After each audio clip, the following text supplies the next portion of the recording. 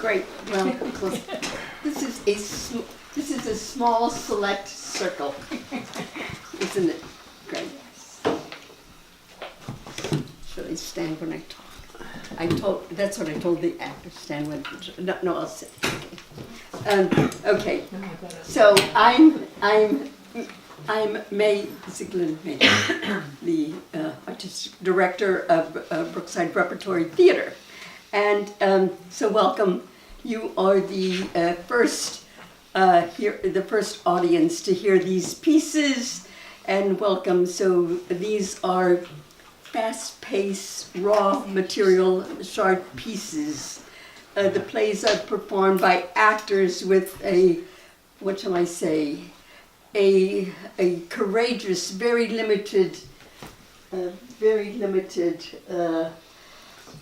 rehearsal time, hysterically limited rehearsal time. And let me introduce the writers. Could I have all the writers up here next to me, please? All the writers, please. And this is Dan, Judith, Brenda, Linda, and Jeannie is not here. She is on a trip to Denmark and the Balkans.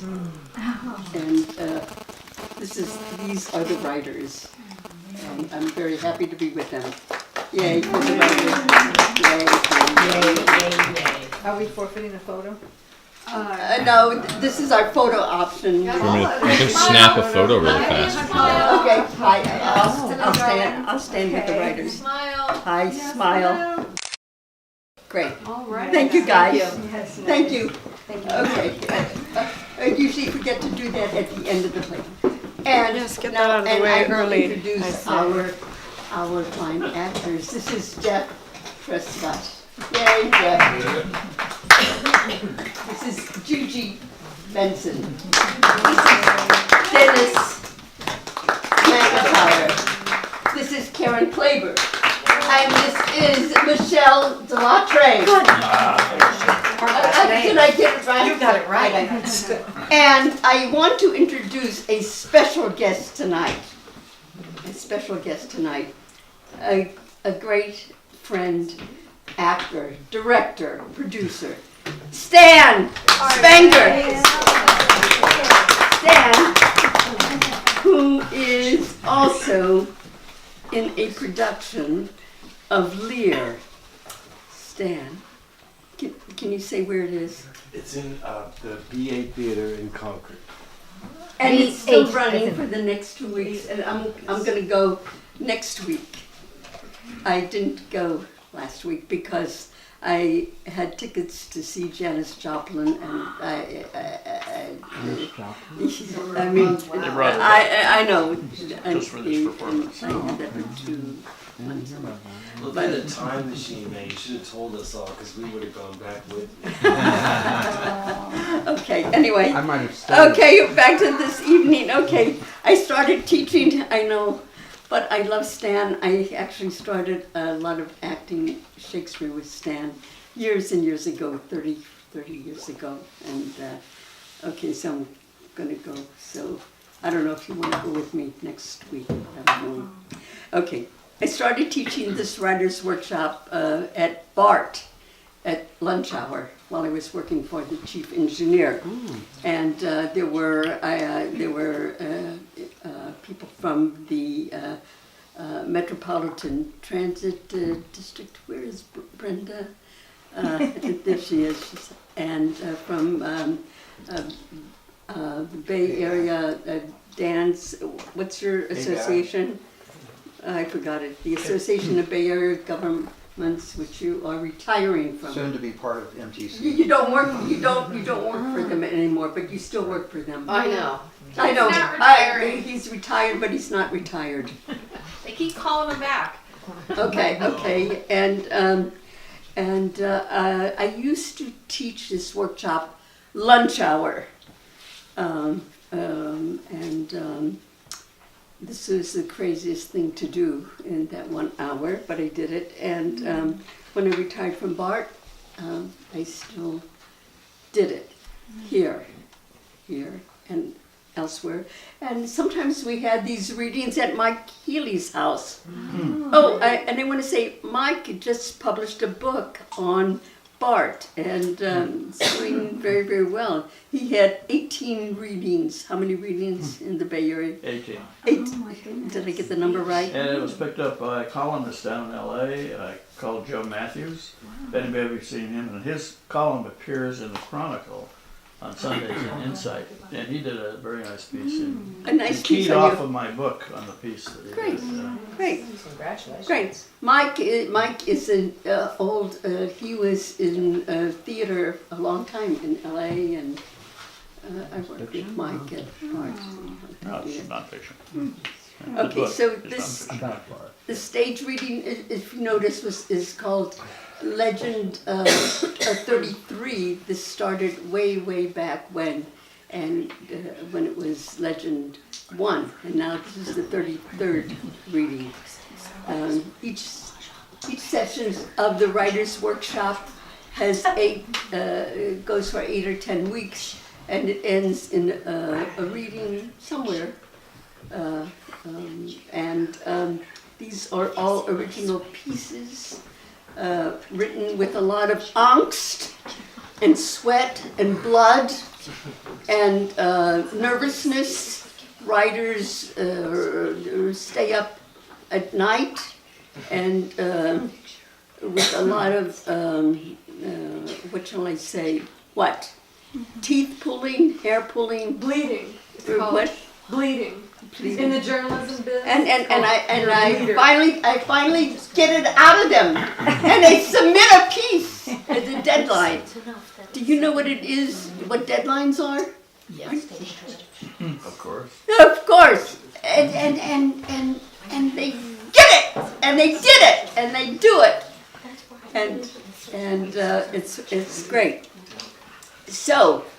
These are characters who confront issues, major, minor, humorous, poignant, all interesting to observe, presented here with a writer's flair and an actor's dramatic talent. These actors are great because they're going to pull it off for them. They're going to pull it off for these writers. Okay, the program starts with a mother anxious about making a good match for her daughter.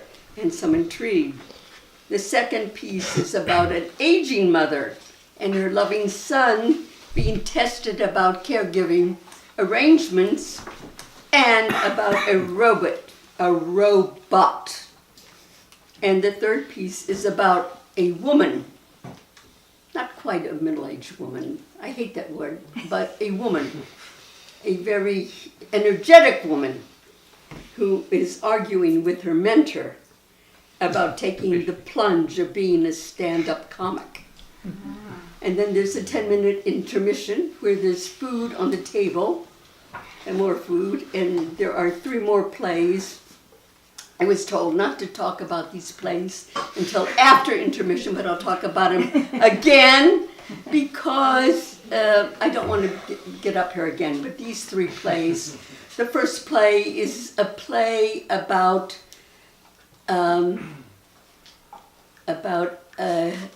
a young boy, Christopher Columbus's son, and he is, this is the first time he meets a companion, and it's written by somebody who is almost retired.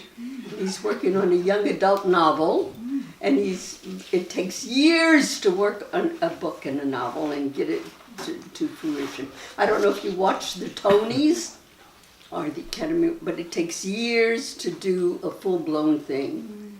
And but this is a young man, and it's a very interesting novel, and it almost took it all night to get to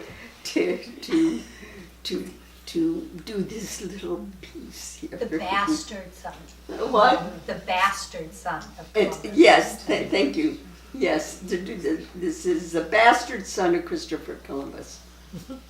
And the second piece, actually, it is the first scene of this young adult novel. It's very interesting. The second piece is Jeannie's piece, and she is not here, but it's ancient Greece, and it's about the power of Zeus.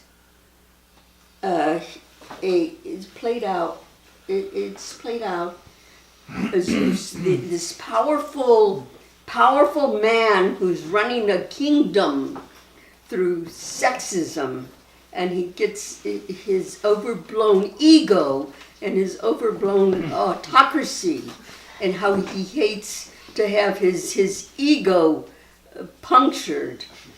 And we have signs that tell you when to boo and hiss. And if it has anything to do with the current situation, no. Except that Jeannie wanted us maybe to think about it. Ancient Greece and the present situation, maybe, okay. Is this Greek mythology Well, we're yeah, relying on here? Yeah. You might think it's These are somebody. NEA funding. Yeah, mythology, yes. Greek mythology through the tunnel. Through the tunnel. Yeah, yes. All right. And the sixth piece is about it takes us to the Caribbean island, an isolated European couple, the wife and the husband. She finally displays some passion. There is a geothermal project being developed on the island. She finally displays some passion when a very exciting project engineer comes to the island to help develop the geothermal project and stimulate the hot flowing lava below the island, and also help stimulate other things on the island. And I think you'll find everything very interesting. So on with the show.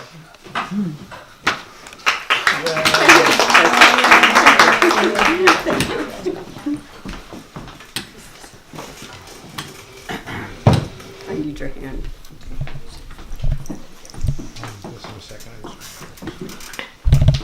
Now, the scene opens at Annie's one-bedroom San Francisco apartment. She's rushing around, getting ready to run out when her cell phone rings. We see Annie's mom on the stage, but they don't see each other since they're conversing on the phone. Hi, Mom, what's up? Hi, sweetheart. Did you hear the news? What news? Well, I was playing mahjong today with your Aunt Beverly, and Oh, no. Whenever the Mahjong ladies get together, it's trouble. Gossiping, bragging about the kids. You guys put the Ma in Mahjong. very funny. You may not realize it, but mahjong's not just good for the soul, it's good for the brain. It's a very sophisticated game. It takes years to master. You know, we're not in the Catskills anymore, Mom. It's 2017. Surely there's something that you college-educated women can do for the intellectual stimulus besides shuffle around a bunch of old tiles that have weird Chinese symbols on them. It's more than a game, Annie. We're upholding a Jewish tradition. My mother played it. Her mother played it. You should come play with us one of these days. A lot of girls your age are getting into mahjong. There's a big resurgence among millennials. Oh, so that's what you call me for? To invite me to your Mahjong party? Oh, I almost forgot. Your Aunt Beverly told me that your cousin Robin is getting married. The wedding's going to be in September. Isn't that exciting? Yeah, that's no surprise. She's been going with the guy for years. The guy? He's a big deal lawyer. Maybe he can fix you up with one of his lawyer friends. It doesn't work that way, Mom. What do you mean it doesn't work that way? Fix-ups have always been around, and they'll always be around. It's the best way. It's how I met your father. Look, Mom, we're not in the shuttle in Poland anymore, and no one does fix-ups. Stop worrying about my love life, okay? I've got it under control. I've got to run. Love you, sweetheart. And don't forget to call Robin to congratulate her. The scene shifts to a busy cafe in San Francisco. We hear the hubbub of the cash register, an espresso machine, people talking, dishes banging, and the like. Shirley enters and sits down at a small round table, pulls out an 8x10 framed portrait and puts it at the seat across from her. And then she pulls out a UC Berkeley sweatshirt and drapes it over the seat adjacent to the portrait. A couple of moments later, Annie enters the cafe and looks around. Seems lost. She spots the chair with the UC Berkeley sweatshirt draped over it, where Shirley is sitting with the framed photo propped up. Annie walks over to the table. This is weird, but I'm supposed to be meeting the guy in this photo, and at least I think that looks like Max. Though it's hard to tell. I mean, his photo online was really small, and he said he'd be wearing a Cal sweatshirt like this. Is he here? You must be Annie. Well, yeah. I mean, as a matter of fact, don't tell me. This jerk is such a workaholic that he sent his assistant to meet me. Oh, well, not exactly. I know this is going to sound strange, but I'm Max's mother. His mother? Oh my God! Is he dead? I'm going on a date with a dead guy. No, not to worry. Max is very much alive. Here, have a seat, won't you? I'm Shirley Wasserman. Have some coffee? No, thanks. I don't know who you are or what you're up to, but this is starting to feel a little creepy. I know this is a bit out of the ordinary, but I can explain. I thought Max could use a little help in the dating department, so I'm doing some advance work for him. He put you up to this? Well, that gives a whole new meaning to the concept of mama's boy. No. He didn't put me up to it. He doesn't even know about the meetup. Or you. So you just hacked his J-Date account and thought you'd do a little prospecting for him? Oh my God. Oh, this is just perfect. I mean, don't you think he's going to find out? I didn't hack his account. I wouldn't do that. He's not even on J-Date. Or at least I couldn't find him there. So I created a profile for him. There's no harm done, right? No harm done. Did you ever stop to think that whatever woman you turned into this trap was going to kind of be turned off by the idea of having a nut like you as her potential future mother-in-law? I mean, you're probably dangerous, and I shouldn't be here talking to you. Wait, just give me a chance. I looked at your profile, and I think you two would be a good match. A great match, actually. You have a lot in common. How can I believe anything that you're telling me, or anything that you put in his profile? I have his profile right here, and it's all true. Athletic, loves pets and kids. Oh, okay, hold it right there. I mean, what do you mean by athletic? Because I've been on enough of these J-Dates now to know that athletic is code for short and stuff. Actually, he's quite the giant in our family. He's 5'11". Well, what do you mean exactly by loves pets? What kind of pets? Because most mama's boys like cats. I told you he's not a mama's boy. He doesn't even know I'm here or that I'm doing this. So he has a dog. Well, not exactly. What does not exactly mean? Let me guess. He just went through a really ugly divorce, and he's got his ex. She's got the dog. Oh, no, nothing like that. He's around animals all day, so he doesn't have one of his own. Oh, what is he, a professional dog trainer or walker? I should have known that when this ad said he had his own business and that he was going to be doing something ridiculous. I didn't want to put it in the ad, but he's actually a vet. A vet. Oh, just what I need. Yeah, another dysfunctional guy with PTSD and who needs a nice, understanding woman to help him get through his emotional trauma. No, no, not that kind of vet. He's a veterinarian. He has a great career and he loves his work, but he's just too busy to date. That's what he says. Get with it, Shirley. That's probably code for he's gay. I don't think so. Ah, I thought the haircut looked a little too neat in that photo. Really, I mean, I shouldn't be surprised. It's just another dead end in the San Francisco dating game. Really, he's not gay. I know that for a fact. Yeah, I bet you do.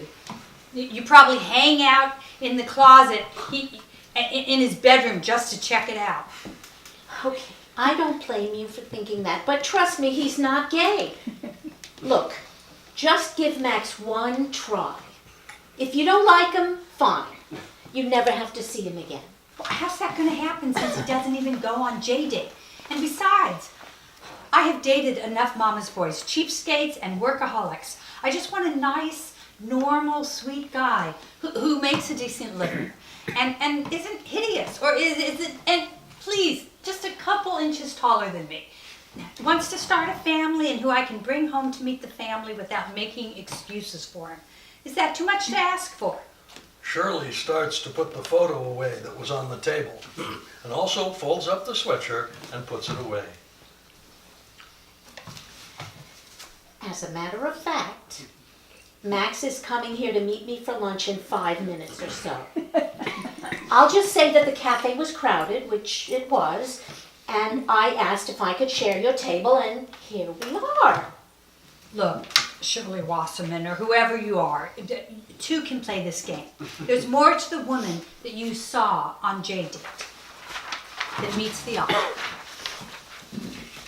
Don't tell me you're one of those chickses. You're out there trolling for unsuspecting Jewish guys. Relax! I'm Jewish enough to know what shikska means.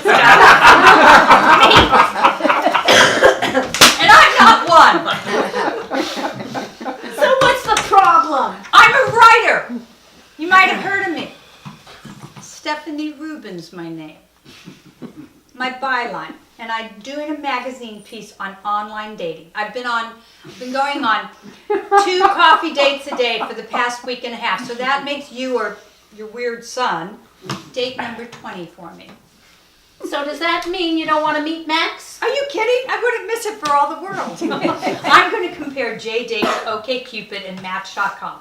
And now the ending of my story is writing itself. She holds up her hands to indicate she's reading an imaginary magazine. It's true, ladies. J-Date is the weird assest online dating site of them all. Max approaches the table. Hi, Mom. Hi, I'm Max. I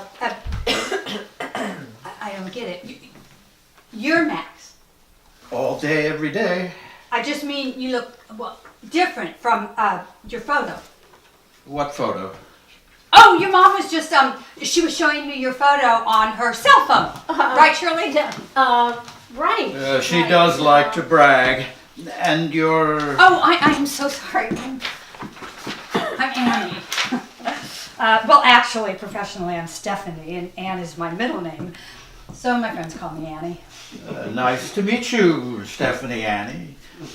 Do you two know each other? Well, I couldn't find a table, so I asked Annie here if I could sit at hers since she was by herself. And it turns out we have a lot in common. Mom, you managed to find something in common with every stranger you meet. It's a talent of yours. Well, I'll take that as a compliment. So your mom tells me that you're a vet. Are you more of a cat guy or a dog guy? Ah, the age-old question. Between you and me, I'm a dog guy, but I can't tell my clients that. We treat everyone you can keep at home, treat everything you can keep at home. Dogs, cats, goats, rabbits, iguanas, rats. I'm kind of in the same boat. I volunteer at the shelter and have to deal with everything that comes in, even though I'm kind of freaked out by stray cats. Oops. I'm getting a call. Will you excuse me for a minute? Max steps outside to take the call. What the heck? Oh my God, he doesn't look anything like his picture. Where was that photo taken? Was that even his photo? No. No. That was my nephew in Philly. Oh, okay. I didn't want anyone on J-Date to recognize Max. What's the matter? You don't like how he looks? Oh, I like how he looks just fine. But you know, that's not the point. Max re-enters the cafe. Sorry about that. I have a patient just coming out of surgery who needs some attention. I've got to get back. If you want, we could get something to go and I could show you around the clinic. We could actually use a volunteer there. Oh, well, sure, it sounds interesting. Mom, you okay with that? No problem. I'm just gonna sit here and relax. I'll talk to you later. I'm sure you will. The scene shifts to Shirley's house. Shirley and her friend Marilyn are sitting at the kitchen table, shuffling the mahjong tiles. We hear the clicking of the tiles throughout the scene. So what? So how's it going with the two lovebirds? Max doesn't tell me much, but he's beaming. Annie's over the moon. She can't stop talking about Max. Max and I did this. Max and I went there. I can hear the wedding bells already. Marilyn, spit 3 times. You don't want to tempt the evil eye. So, do I get a commission? A commission? It was my idea to introduce them in the first place. I've got the instincts. I can see a good match from a mile away. I can't believe you're claiming credit for the whole thing. Who came up with the J-Date scheme? Me, the master mahjong player. Wait a minute. Your so-called master strategy would have been a total flop if it weren't for my acting chops. Not everyone could have carried it off in that cafe. I had to keep a straight face the whole time and act surprised when Annie told me she was a writer doing a story on online dating. Just for fun, I actually accused her of being a shiksa.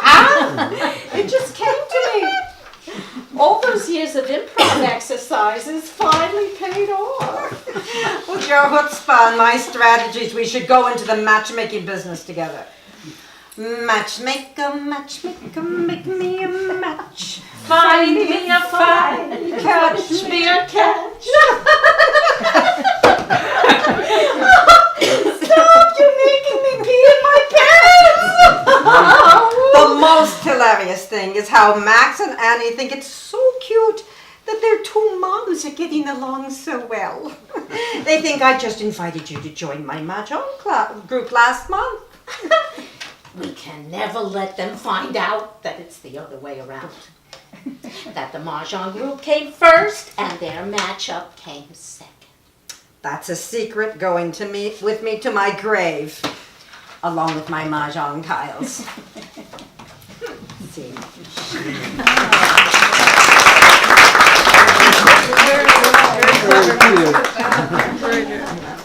Characters. Bunny, mother, age 85, Karen.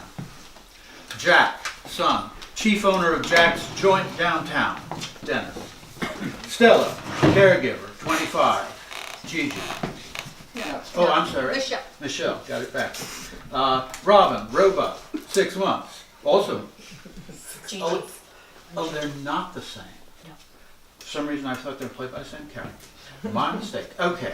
Robin the robot is Gigi. Mr.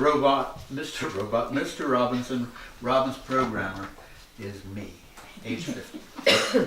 Scene. Unflagging Bunny's upbeat view of age and aging is tested by circumstance and the caregiving arrangement she chose and worked out with her son Jack, or so she thought. Sunday morning on the patio of Bunny's home in the inner Sunset, where Jack serves up whole grain pancakes with maple syrup, yogurt, and coffee. This is wonderful, Jack.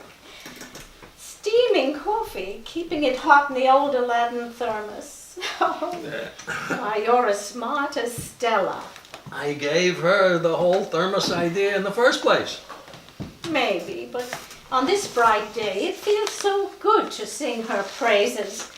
She's saving me money by signing up for fresh food from Ugly Produce.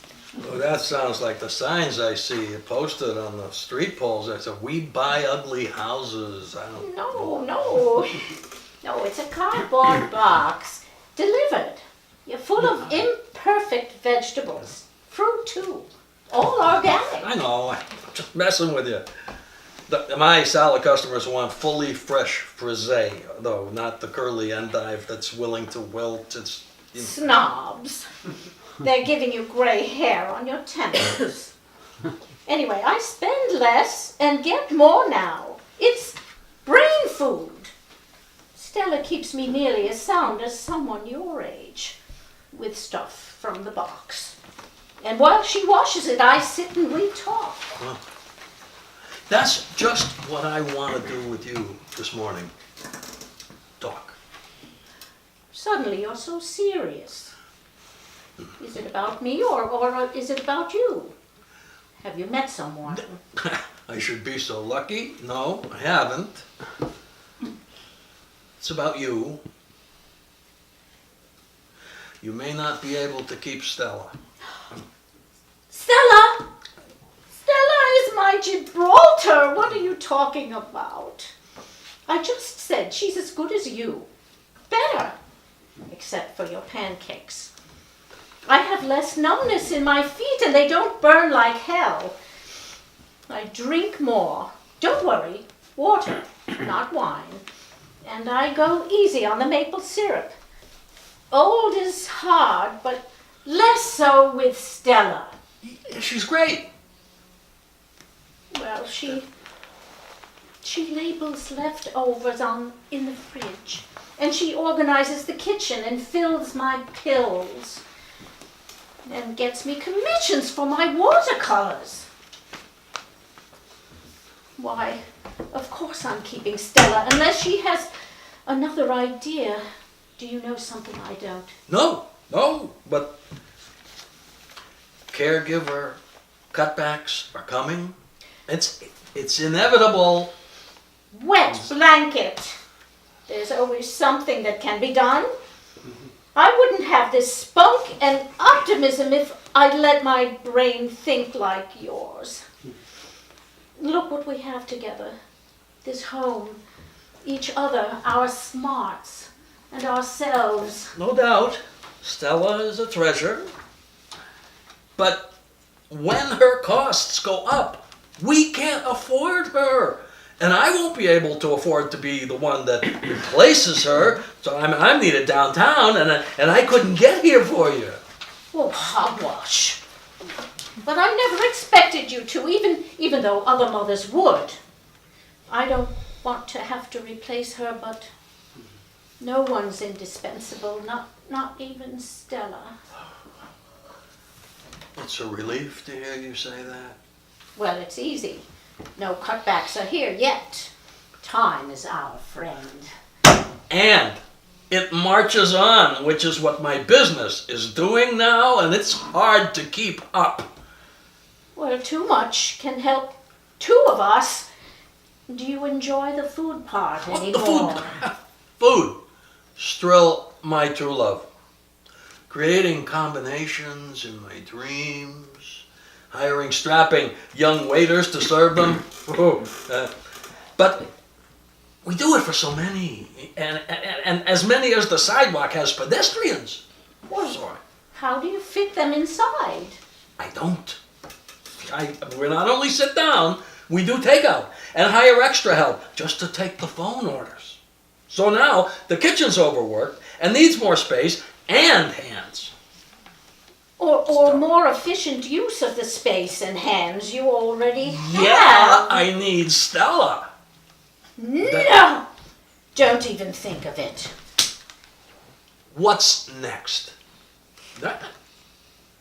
get robots to deliver lunch to my customers where they work. Huh? What do you think of that? More is not always better. Though you're onto something with the robots. But they won't solve your overworked kitchen. Well, that's what you think. If you only knew what robots can do. That's the spirit. I see your brain working, it's buzzing. So stop the saber-slicing sass about cutbacks.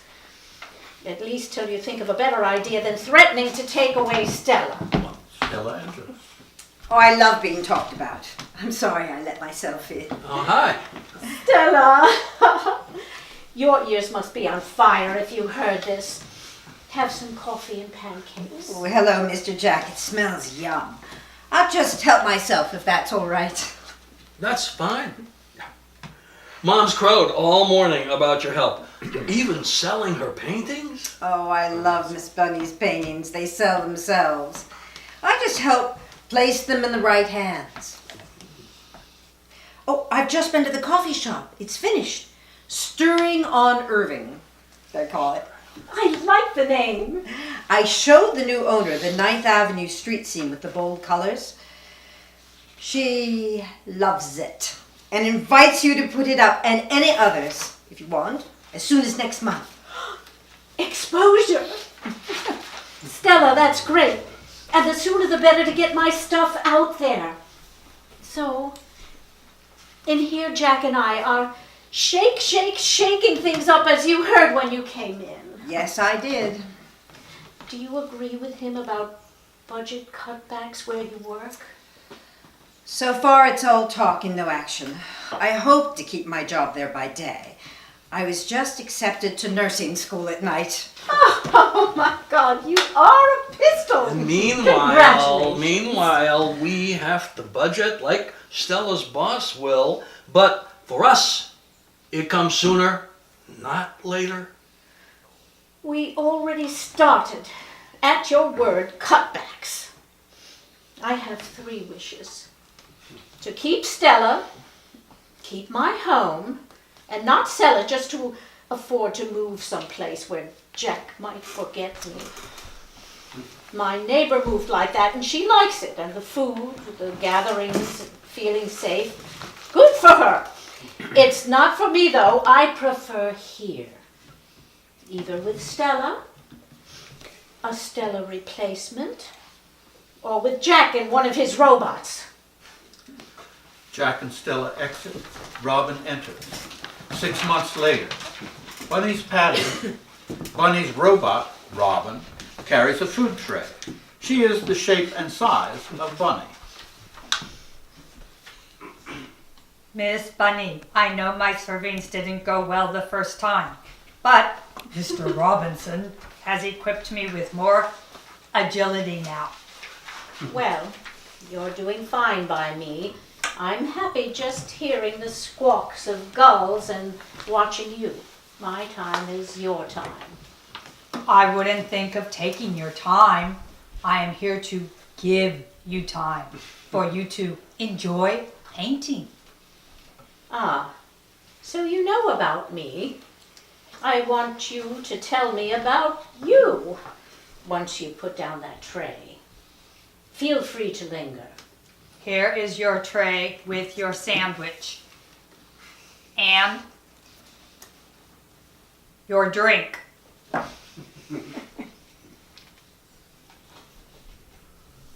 But I am uncomfortable lingering.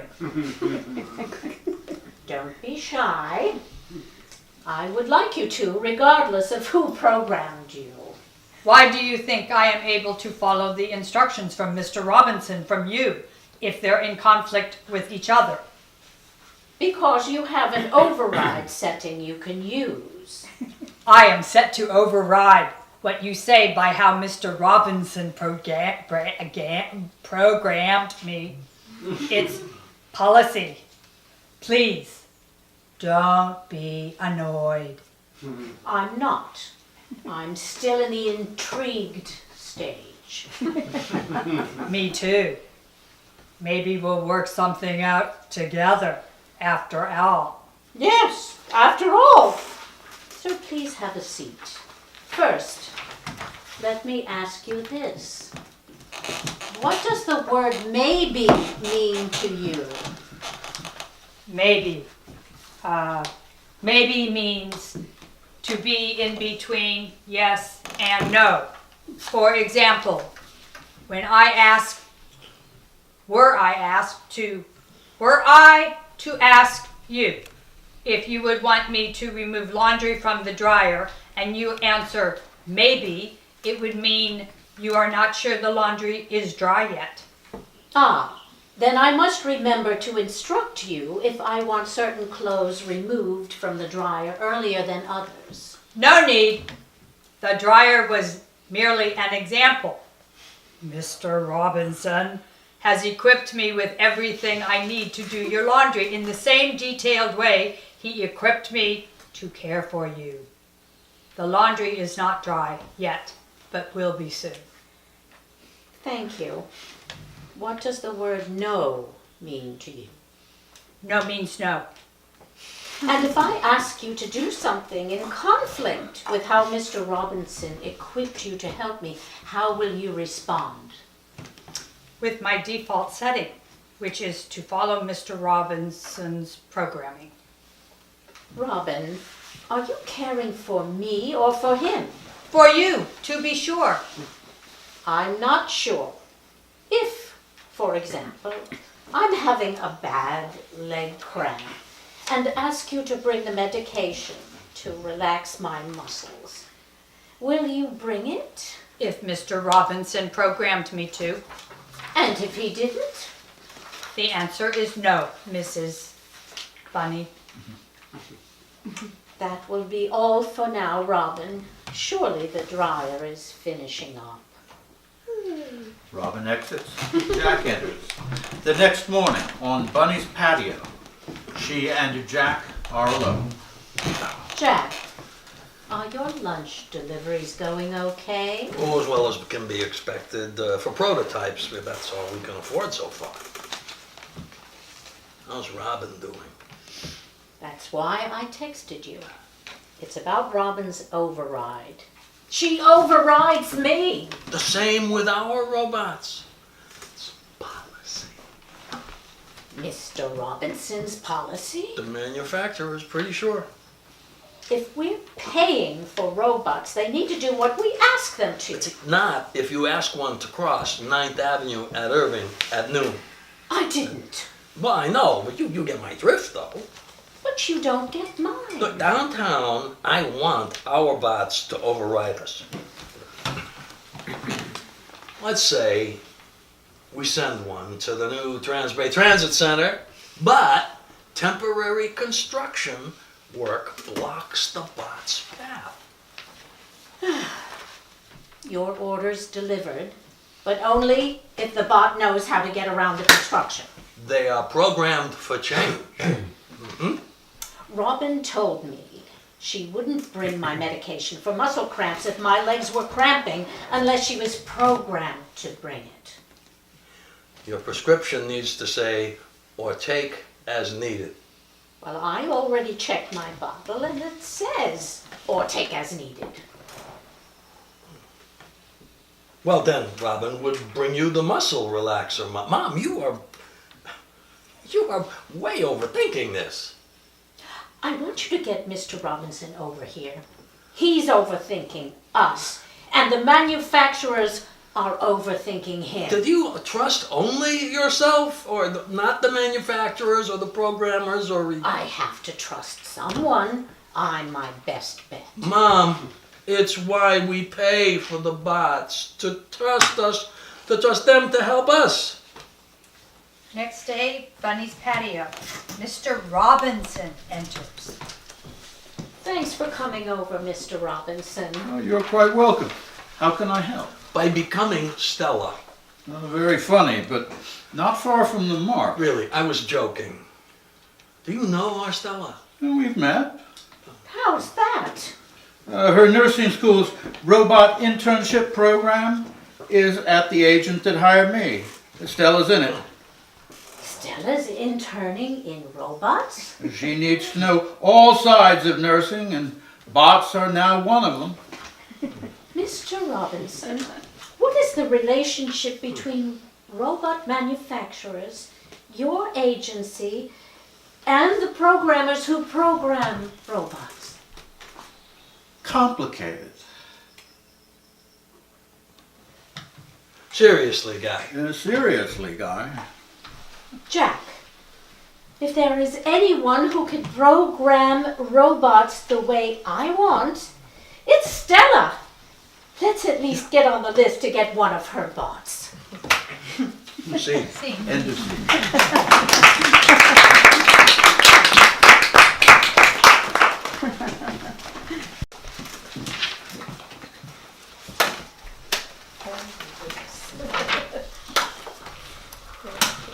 That's not funny. A 10-minute play. And a 20-minute introduction. Sorry. A 10-minute play. Right, are you ready? I'm stalling. By Judith Silverstein. Cast of characters, Imelda Hancock. Esmeralda. By Karen. MC, played by Jeff.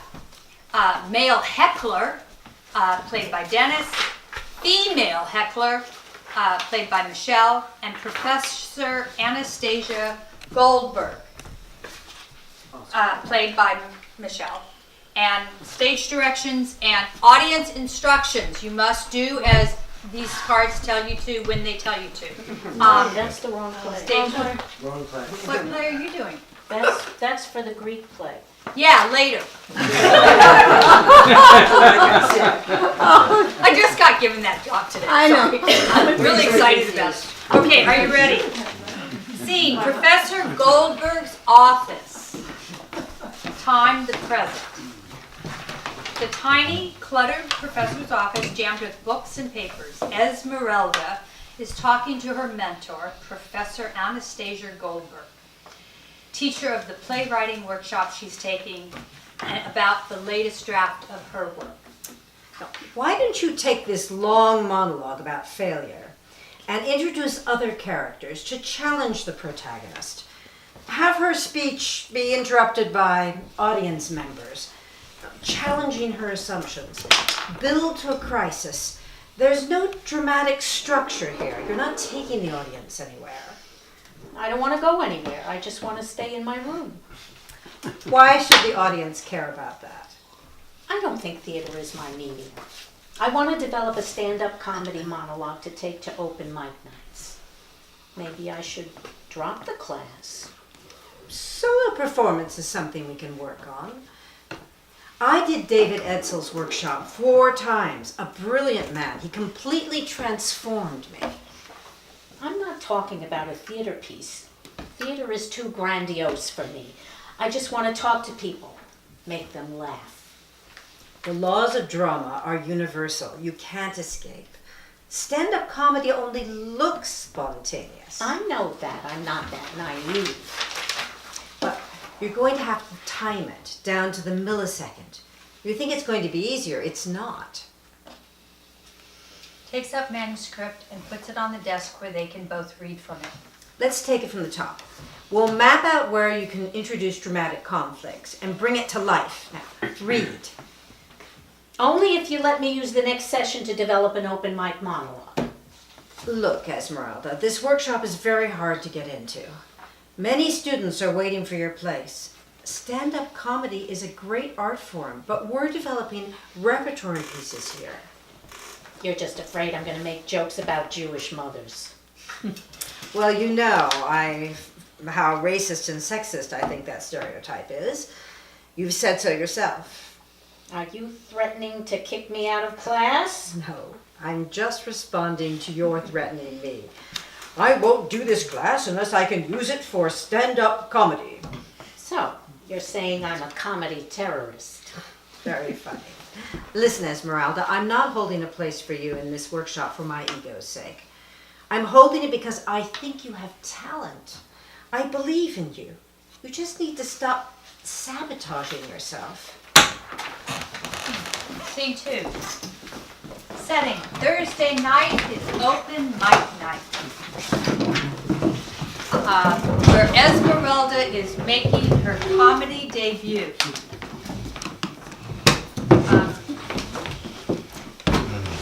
The house is dark, smells of beer, and is half full, mostly with other aspiring comics, plus a sprinkling of drunks. Spotlight on the empty mic. Enter MC, who takes the mic in hand with a loose-jointed and practiced swing and begins the proceedings. Good evening, ladies and gentlemen, and welcome to Tuesday night open mic at Shorty's, where everyone's a winner and nobody gets paid. Except your waitress. Tip generously. We have a star-studded lineup tonight, but in the event of an emergency, don't be afraid to elbow any of them aside and head for these fire exits. And now, without further ado, please join me in welcoming our first victim of the evening. Let's have a warm round of applause for Esmeralda Hancock. Everybody, MC claps loudly, encouraging the audience, and steps off the stage. A brief flurry of applause as Esmeralda takes the mic. Hello? Hello? I'm Esmeralda Hancock, and this is my first. Is that Hancock? Speaking into the mic, which doesn't pick up her voice. Hey, Hancock, put it up near your mouth. We can't hear you. What Drunko here means is to speak directly into the mic. You can always count on a drinker to be helpful. It's all the community service they do. You can take off your orange vest now. Hello? Thunderous feedback should be Coils, then moves the mic a little further from her lips. It works now. Hello? Hi.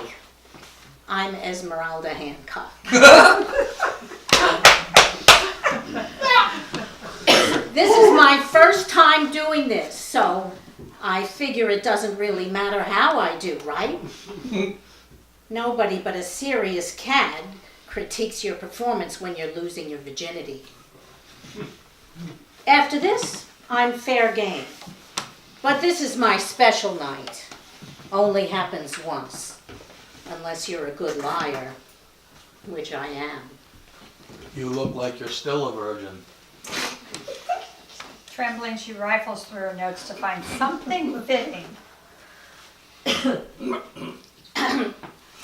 Testosterone makes you act like an asshole, doesn't it? Mm-hmm. But nature has it all worked out for women because estrogen makes you feel like an asshole. Like you still remember estrogen. Please. Yeah, I'm starting this a little late in life at 53. But that's a good thing, because this way I can't get overexposed. By the time you get sick of me, I'll probably be dead. It's a comforting thought. It's true, though. I'm ready for the ice flow. That's Paul Ryan's healthcare policy. Bare bones, catastrophic for the young and healthy. Everyone else out on the ice. Ha The joke's on him, because there's not going to be any ice. One thing that's fun about this Trump thing is you finally feel like history is happening. Like something they'll make movies about. People just want to have something happen, I guess. They want to be in a movie about a time when existence was real. The thing about history in movies is even when they show bad times, it's always happening to good-looking people in rich, saturated colors. There's music, and you can't smell anything. They don't understand that it's not going to be like that. No popcorn at the apocalypse, people! Not funny. Okay, enough history. Let's do some science. saw a headline that says, "Scientists closer to creating a fully synthetic yeast genome." Oh yeah. Wait until that thing gets in your vagina. You're never going to get rid of that. Esmeralda tugs uncomfortably at the crotch of her jeans and then at the other parts of her pants as if they were too tight. Women's clothes hate us. They really do. They're always telling us the body part they're covering should be a different shape. Pushing, poking, pulling. Pokes and tugs at her clothing over waist, breasts, while pursing her lips judgmentally, although she herself is comfortably dressed in loose jeans and a t-shirt. Mine don't. Which always makes people think I'm a lesbian. But no, I'm just a straight woman who doesn't want to be assaulted by her clothes. Check your privilege much? I checked it this morning, ma'am. It's doing just fine. Appreciate the call out. You're going to want to save those till the end because there's going to be a lot of time. Where was I? Oh yes, clothes. I managed to trap a man anyway, ladies. You know those unrealistically high beauty standards in movies and magazines? You'd be surprised how many guys will take whatever they can get. Though he did end up divorcing me on grounds of sartorial abuse and depilatory neglect. Some of you are probably thinking, I did not know those sexist old laws were still on the books. That's outrageous. And the rest of you are thinking, that poor guy. You always think that when you're watching a comic talk about their partner, right? What's it like to be with that? You can't help thinking of Joan Rivers' Edgar. The ultimate comedian spousal experience. Killing yourself. Hey, that's not funny. She's right. That's a horrible thing to say, isn't it? Yeah. Don't feel sorry for my ex. The guy richly deserved me. But I got something out of it because I'm still using his name. That's right. My real name is not Hancock. It's Finkelstein. What? Okay, I confess. I kept the name Hancock to hide the fact I'm Jewish. But I'm telling you about Finkelstein now because I think I'm bombing. And I need a shot in the arm from your thinking Jews are funny. Do I seem funnier? Definitely not. See? Works like a charm. I think that's my favorite Jewish stereotype. That's what Groucho glasses are. Put on that big schnoz and glasses and it's instant funny. Hang some payos on that thing and they'll give you an HBO special. Even when saying payos, Esmeralda makes a gesture in front of her ears to indicate side curls. It doesn't matter if people don't know what payos are, it's a funny word. I am finding this very distasteful.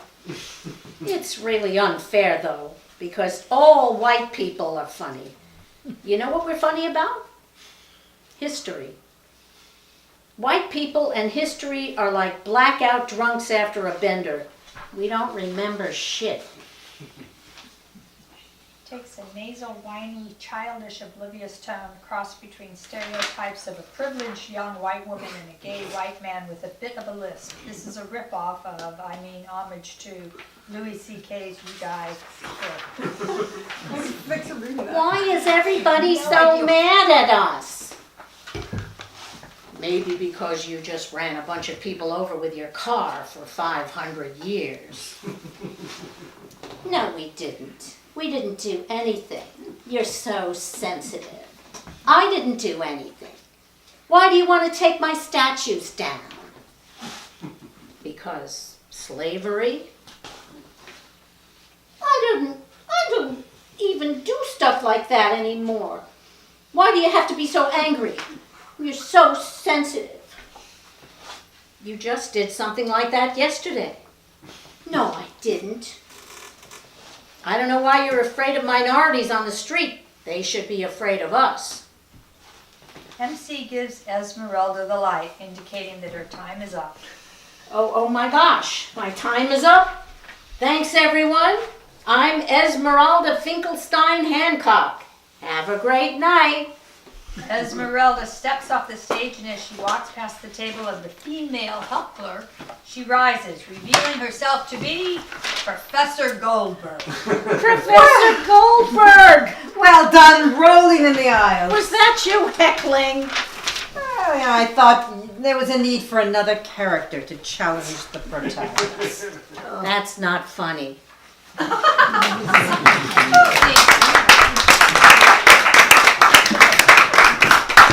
Intermission. Go to the bathroom. From the opening chapter of Columbus in Paradise by Danny. Nando, 13-year-old bastard son of Christopher Columbus by Michelle. Street Thug 1, Dennis. Street Thug 2, Jeff. Tino, the street urchin, Karen. Guy Trabajo, Seville, Spain in the year 1502. Tino is an apparent corpse, one of several on a cart. Nando enters running. Comes to an abrupt stop, shocked by the corpses. Aye, the death car. Bodies piled like marketplace fish. That one, a man face down with rope bird scarred in his neck, a thief. And that charred slag of ash and bone, a witch. And that boy, about my own age, his face a grisly terror. Even in death, he suffers. I hate Sevilla, so-called port city of the New World. I hate its narrow streets. I hate its listless river. I hate, most of all, its hot stench. Because my father, the Admiral, likens tardiness to stealing, I'll just blow past that death cart. Oh no, hey! Watch it! Quickly, the shackles. It's your turn to break the shackles. Stupido, give me a hand with this rat. By God, it's him. Leather shoes and doublet. Son of the Admiral in the flesh. More valuable than New World gold, Ave Pedro. Idiot, I said no names. Sorry, boss, but more bad news. He's only the bastard son. That's a lie. Bastard or not, he is adored by the family and the crown. He'll do nicely. Welcome, lad, to the streets of Sevilla. No place for the likes of you and your fancy threads. I'm preparing for my voyage, testing my metal. Metal? Not metal. Meadow. He's testing his meadow. The lad has a lisp. That makes no sense. Don't mess with us. We have big plans for you. Metal, courage. It takes courage to be the hero of your own story. Don't talk to us about courage. We're bad hombres. Let's cut out his tongue and send it to the Admiral. That will test his courage. And show the Admiral we mean business. Pedro! I want Pedro. Come, join me on the death cart, Pedro. That's no kind invitation. God save us from this hell-bent monster. You never speak ill of the dead? This is a devil's trick. ¿Dónde está Pedro? Ahí está Pedro. Climb aboard my cart, Pedro. No, ahí está Pedro. I can never trust the living. I come for thee, Pedro, who delights in setting cats ablaze. Vámonos.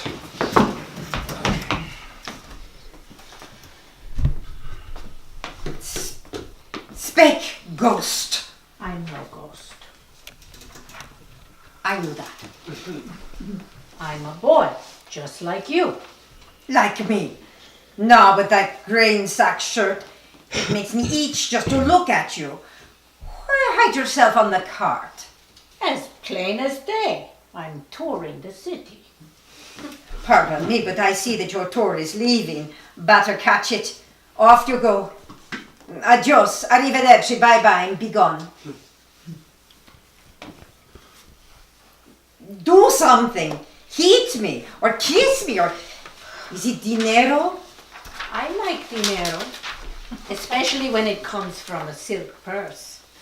Father only gave me enough for the collection plate. Está bien?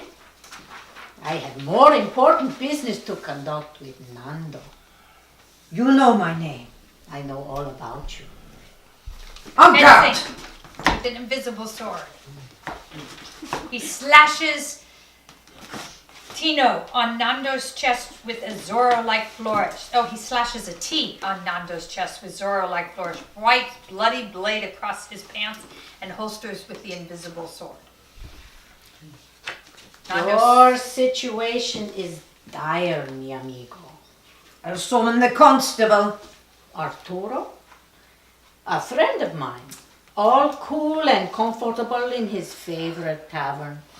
Meanwhile, you, son of the famous admiral, gets himself kidnapped for fat ransom. Maybe Papa pays, maybe not. No matter. Nando is soon discovered floating in the river, hosting eels. You don't scare me. No, of course not. I will protect you. I know everyone on Calle de Tino, from the church to the docks. Calle de Tino is mine. But this is Calle Trabajo. No longer. I am none other than Tino, the prince of Calle de Tino. Humoring this lunatic is best tactic.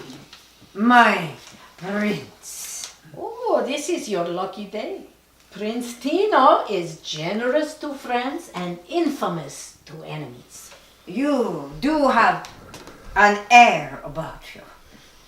More ripe than royal. Forgive me, Prince Tino. For a moment I thought you were the prince of lost purses.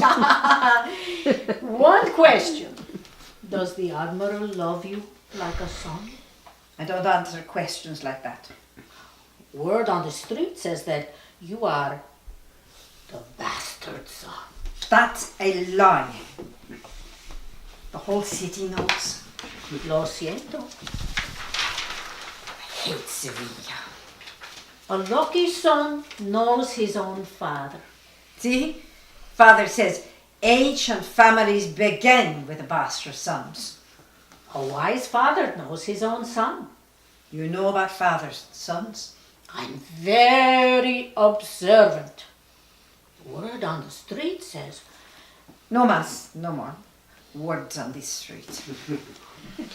The Admiral is hiring crewmen. Oh, so that's what this is about. The glory of the sea calls to me. The Admiral won't allow it. Rigging, masts, minarets. I can climb anything. Find another ship. There are many. I must sail to the Admiral's new world. Hispaniola was my mother's dying wish for me. Hispaniola? That's not a dying wish, it's a death wish. Hispaniola is hell. Our colonists are dying by the hundreds. Dirt farmers, hardened soldiers, half of them already deceased. I'm pleading with you. I'm tormented by visions of an island with caves and waterfalls and beaches. Beautiful, but empty and cruel. Sounds like a dream. A child is calling. Mommy! Mommy! But there is never an answer. I'm that child, that lost boy.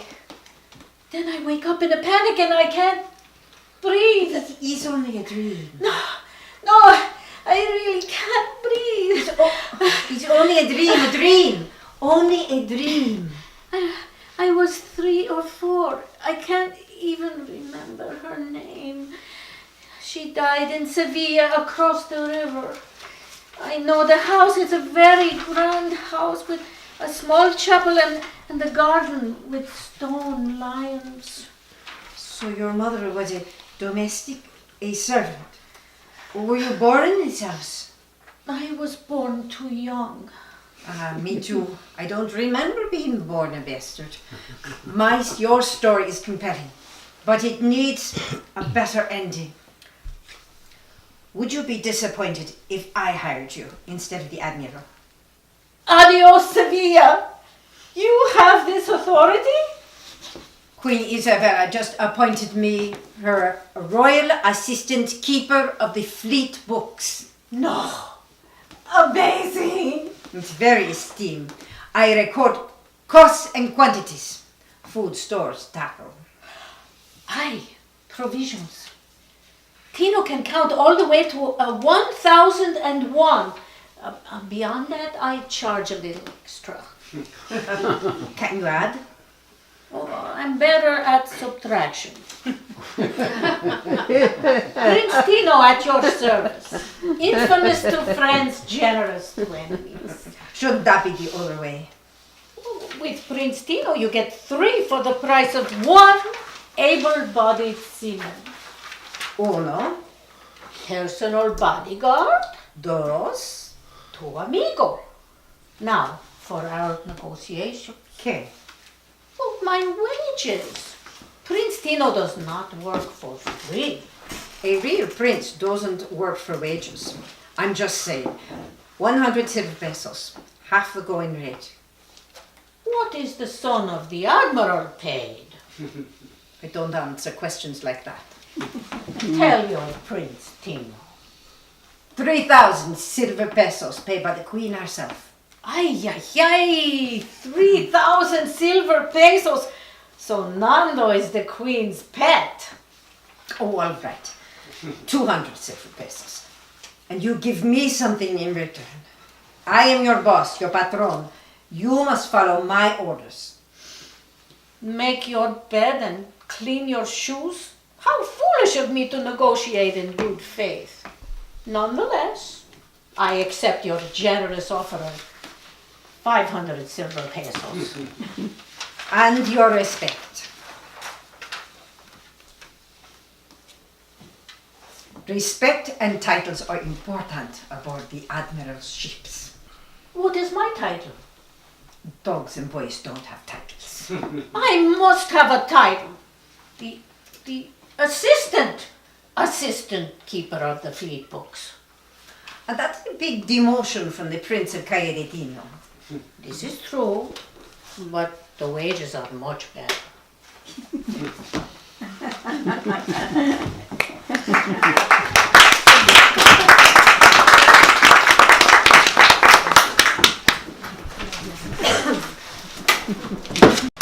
Now we come to the Greek Audience participation. audience participate interactive theater. Bring it on. And it's a shame Jeannie's not here. So you have to boo and hiss all the way to the Balkans. So she can hear you. And the normal cast of characters in a Greek tragedy. The characters by Zeus's Family Affairs, Act 1, a melodrama or drama loosely based on a Greek drama. Okay, by Jeannie M. Perkins. Zeus, big shot, father of the gods. Of course, it's Jeff. Hera, Zeus's wife, long-suffering goddess of marriage, Kara. Metis, Zeus's mistress, goddess of wisdom. Of course, it's me. And then Hephaestus, Zeus's son, god of metallurgy and fire, Dennis. Athena, Zeus's daughter, goddess of reason, and Michelle. Poseidon, Zeus's brother, god of the sea and earthquakes, our versatile Dennis. And stage directions are now me as of 47 minutes ago. So, setting Greece, very ancient timers. Zeus and Hera are sitting regally, side by side, in massive, really big thrones, okay? Hold on, where's my... Okay, yes, okay. Just so you know, when you see this, you respond, okay? Or we're throwing you to the lions, okay? Have you heard the latest prophecy, dearest husband? Ah, dear wife, you know I don't pay attention to pseudo-oracles. They proclaim nothing but fake news. But this is a doozy. She says that you will have a love child who is more powerful than you, the father of the gods. Nonsense. My dearest son Hephaestus is a sweetheart, a hard worker, and you gave birth to him. He poses no threat to my power. Ah, yes, but Hephaestus is great as an iron worker in the forges, but crippled. Other women say he's not pleasing to look at. You have no other children of which I should be aware? Most certainly not. You wouldn't lie to me, your noble wife and goddess of marriage, would you? Of course not. I will fire that oracle for speaking these lies. That woman's crazy, a real nut job. You can't fire an oracle. Why not? Seems like a great idea. That's obstruction of justice. She doesn't work for you or any of your family. Who does she report to? The people, her followers. Storms out, angry, shaking his head. Now, we are in the home of Zeus's mistress, the goddess Metis, an hour later. Where in Hades' realm are you? Darling, what's the matter? Give it to me straight. Are you pregnant? Keep calm, dear. I need to know, are you pregnant? Well, I was saving my wonderful news until after dinner. I just confirmed I am 3 months pregnant. How did you guess? Wonderful. Oh, this simply ruins everything. Hera told me that a know-it-all oracle woman proclaimed you would have a child more powerful than me. Well, that's nonsense. You are father of the gods and the most powerful one. Why aren't you happy for us? Not at the prospect of a son who is more powerful than me. You know I cherish women, but you should have been a spider on the wall listening to Hera rant about the oracle and her prophecy. Well, I'm not fond of spiders. It would have been more fun to be a fly. A fly? There's no way you could transform yourself into an itty-bitty fly. Watch me! Waving her arms in the air and shrinking. So, see my beautiful golden wing? I do. With that, Zeus transforms himself into a monstrous serpent and flicks out his tongue, swallowing Metis whole. Ah, that was most satisfying. I cherish women, especially tasty ones. Zeus turns back to his normal self. Yes. Best of all, no Metis, and there's no love child son to be more powerful than me. 6 months later, some small unnamed village. Dearest husband, you don't look well. Have some wine. Dionysus can spare some, I'm sure. He looks quite drunk already. Not now. My stomach has not been feeling right, particularly in the mornings. Honey, you should mention your stomach. It has gotten quite large lately. If you were a woman, not a man, I would swear you were pregnant. And my head, it seems to hurt more every day. You are turning white. All the color has drained from your face. What is the matter? Hephaestus, my son, come here quickly. Bring your axe. You must bust open my head or I feel it will explode. The pressure is too much. You must be joking. Dear father, eh? Just do as I say. I am God. You can't harm me. Only relieve this unbearable pleasure. As you wish. What is happening? Someone is is coming out of your head. My head is healing already. I feel better than I have for 6 months. Father, it's a woman. Beautiful woman. She's dressed already in a helmet and a beautiful white gown. She even carries a spear. I can tell I love her already. I must have her as my wife. Keep calm, son. I will call her the goddess Athena. So tall and gorgeous. If she weren't my daughter, I'd date her. Sleazeball. And her outfit. I love the sandals. She should design her own clothing line. That's a strange looking fly buzzing about Athena. It has golden wings. I wonder where that came I from. never saw her before. Her? You know that the fly is a woman? Perhaps it's a man. And you don't have any idea how you managed to have a beautiful woman growing inside you? Are you sure you don't know anything I should know? Who is her mother? All that's important is that I feel so much better, my darling. Dionysus, pass the wine. It looks like we have the birth of a new goddess to celebrate. And since she's only a daughter, not a son, she is no threat to my power. They drink the wine. 100 days later, a crowd has gathered on the Acropolis Hill. Welcome. We are gathered here today for a big league battle between my powerful brother, Poseidon, god of the sea, and my beautiful daughter, the goddess Athena, for naming rights for your city. I'm not certain that's the best way to choose the winner. Then what do you propose? I'm thinking some sort of contest. Well, you're obviously more beautiful than I am, and if your dad judged the contest, that definitely wouldn't be fair. Oh, I simply love beauty contests with all those gorgeous young women. But you are right, Poseidon. How about we each create a marvelous gift for this city, and the one that the people choose wins.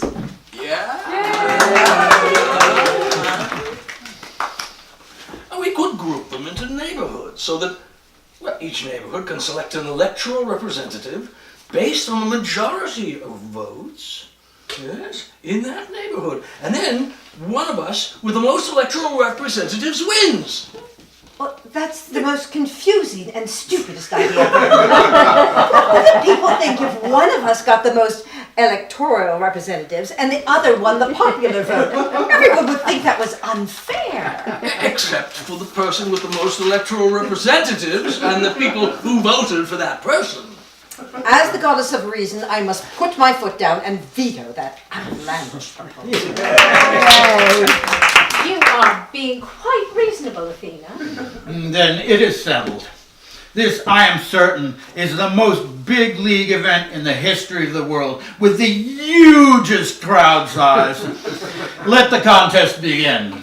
For my gift to you, The ground shakes and splits apart. I create a beautiful spring of water for your enjoyment. Oh, it's beautiful. She washes. Oh! Yuck, it's nothing but salt water. But if there were any octopus and squid and fish out there, they would love that salty flavor. You need a better understanding of your voters. Now it is Athena's turn. For my gift to you, She stabs her spear into the ground and drops in a seed. I give you a special tree called the olive. And the olive tree grows before their eyes. It's beautiful, and it'll give us shade. The tasty fruit can be juiced to make oil for salads and for lamps to give light to our homes. And its wood can be used to create beautiful carvings. Kind of dying out there. Come on. The people have spoken. Your city shall be named Athens. Where are the people going? they are leaving already.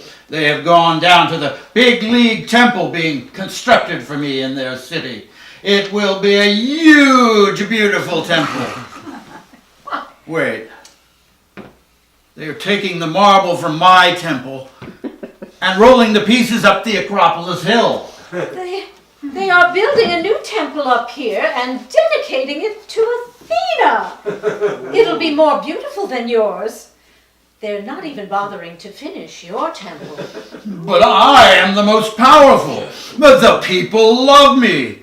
I must have the biggest big league temple anywhere with my name emblazoned in huge golden letters. Get over it, Big Daddy. I am more important and more loved than you.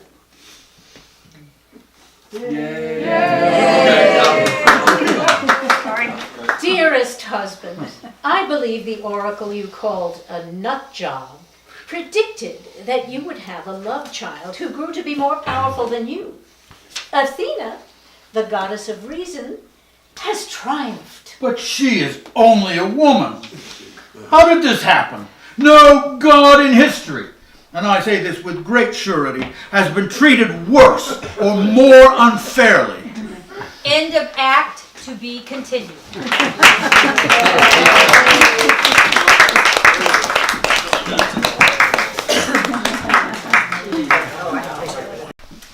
Entrance of the Driller, a scene from Island Heat, a 2-act stage play by May Ziegler Maida.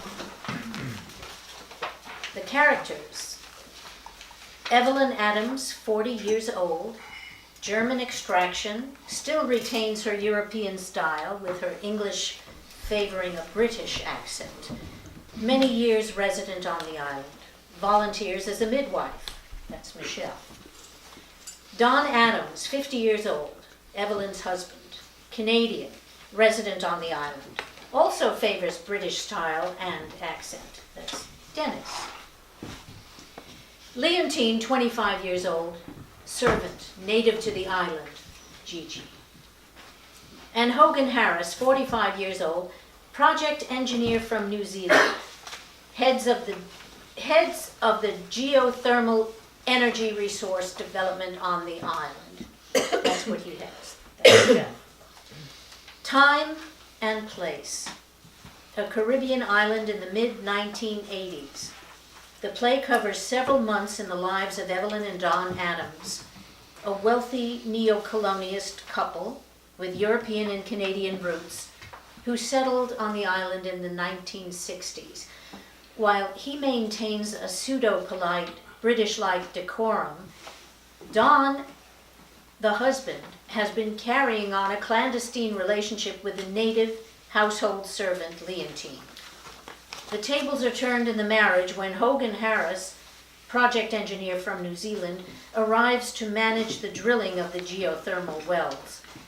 Soon, the charismatic visitor is also mining the depths of Evelyn's long dormant passion with explosive consequences. Note 1. Leontine's first song, Act 1, Scene 2, is from the Penguin Book of Caribbean Verse in English. Note 2. Other chants and dialogue by Leontine and Resendiz are originals written by the playwright. Scene: the Adams house on the Caribbean island, around 6 p.m. Sunday, humid. Veranda with steep slope leads directly to beach and ocean. Crickets, birds, and frogs chirp in the background. Soft drums in the distance beat out calypso rhythms. Tropical plants and palm trees surround veranda. Furniture on veranda is white, colonial furniture. Lawn chairs, large glass top table with white base. The dining room and living room areas are upstage of veranda. Twilight. Lights are dim. Don sits at his desk working on his butterfly collection, looking at one of them through his magnifying glass. Leontine is half singing and half dusting, looking at Don while she's dancing to a calypso beat. He ignores her. Tahoe, Tahoe, Tahoe, Tahoe, my Mackie massa. Oh Lordy, oh Tahoe, oh Mackie Mako, you working, Massy Massa, you sweet honey, Mackie Massa, a little more, Mackie Massa. Tahoe, Tahoe, Mackie Massa. Tahoe, Tahoe, my Mackie Massa. Oh Lord, oh Lord, my Mackie Massa. A pleasure, my Mackie Massa. Algie, my Mackie Massa. A sweet, my Mackie Massa. Evelyn enters, is hot and sweaty, wears a khaki jacket. She removes the jacket and is wearing a cotton thin-strapped shirt, no bra, and a cotton skirt with a floral pattern. She collapses in the chair and wipes her face and armpits with a towel offered by Leontine. I am so exhausted. The birth was difficult. Sir Ed is doing fine. A lovely little boy. Santiago and Redeses both came back from the field to see him. And the mother. Thank you, Leontine. Leontine stands silently smiling, takes the towel, and then dances off. I can't believe her good humor. Well, don't exaggerate. I don't think I'll ever get used to it. The fragility of life. Power to concentration. Did you know that a chap in England has invented a special net to catch butterflies? The logic of the gathering is you cannot damage the wings while catching, but you do, of course, finally kill the insect to preserve its beauty. Aren't you going to ask me anything more about the birth? Well, I'm sure you did your best. I did. Don't you want to know about the baby, whether it lived or died? One more or less. Either way, it's a struggle. I'm too tired to argue that point. Love, be dear and make me a rum and tonic, would you? I thought you were supposed to be washing your kidney. He starts to make the drinks anyway. I hear the Ricards are planting cabbages, even red cabbages. Oh, that should be good. And also cauliflower. Yes, did you say something? I said the Ricards are planting exotic vegetables. Cabbage and cauliflower. Vegetables? There's no need to arouse such excitement. At least some variety for a change. Zucchini and lettuce. I've been longing for something other than plantain and beans with a meal. You're not complaining, love? No? The island is lovely. The naturalistic environment and the fruit. But it can be, one might say, monotonous. So you don't fancy Leontine's cooking anymore? You used to savor fried taro and eggplant. Yeah. It's fine, lovely, exquisite taste. Perhaps a little too native, shall we say, piquant. But I also heard an Englishman say, variety is the spice of life. She picks up a soap carving. Well, we have all the spice on this island we can handle. One can get claustrophobic. Humidity is oppressive. Leontine enters with a tray of fruit and biscuits, placemats, cups and saucers, sugar bowl and creamer. She leans over the long side of the dining room table, starting to set the items on the table. Dawn comes over to brush her side as she lays the items. Evelyn observes. I've come for a biscuit. Yes, darling. That's not all you've come for. Don adjusts his smoking jacket, takes a biscuit. Leontine exits. Have you seen some of the young men living at the Fieldridge estate? Sheep has been barking at them as they go up the road. I hadn't noticed. How please, my makimasa, I'll jig to my makimasa. How sweet, my makimasa. Drums start up and are heard in the background. Evelyn usually exhibits a cool demeanor, which she attempts to maintain despite any disturbance. She usually echoes what and how she receives a message from Don. Now she begins to display passion and excitement as she talks. I haven't noticed. Are you so buried in your butterflies that you haven't noticed that all the commotion, all that activity? Why, there's an inordinate amount of movement on the island. They have erected a gigantic drilling rig. It's just next to the Weber's property. It's huge, a structure jutting out of the earth. Tons of equipment. Equipment I haven't seen since Munich. Pumps, generators, trailers, men in work boots and construction helmets. Reminds me of my father in the shipyard. Calm yourself. Drums are silenced. Just steady yourself. No, I haven't been buried in my butterflies. It simply wasn't something I cared to notice. Do you understand that? For all these years, one can choose what one wishes to notice. You choose to notice the men going up the hill as Sheba does, and she chooses to bark after them. This island hasn't seen such activity since the sugar mills were operating. One of the drilling people stopped by this afternoon. Said he would like to talk to us this evening. One of the men spoke to you? Yes. Why? Right. I thought this development wasn't to affect us in any way. It was quite innocent. He simply came by to ask permission about the road. He said he was interested in the environmental impact report for the project. He was kind enough to want to talk to us about how we get our water. Kind enough. Well, you certainly aren't that naive.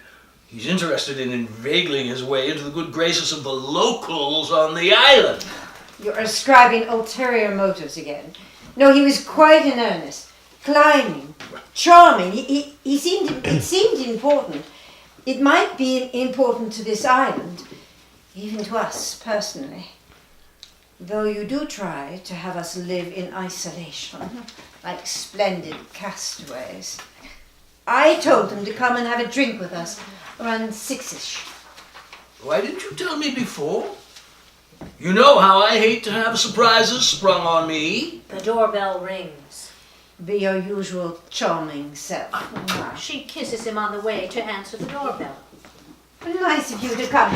Please come in. She ushers in Hogan Harris. Hogan is 6'4", broad shoulders, from New Zealand. He's dressed in a white short-sleeved shirt and white cotton pants, fairly tight around the buttocks and genitals. He's 45 years old with a slight trace of a potbelly, but still muscular. His thick brown hair is to his neck. He sports a short mustache, speaks with a New Zealand accent. His style is a combination of the rough, down-under countries combined with the smoothness of British mannerisms. I'm delighted to see you. Mr. Harris is with the geothermal project. Yeah, you've told me that already, darling. I'm not exactly with the project. My company was asked by the United Nations to monitor the geothermal project.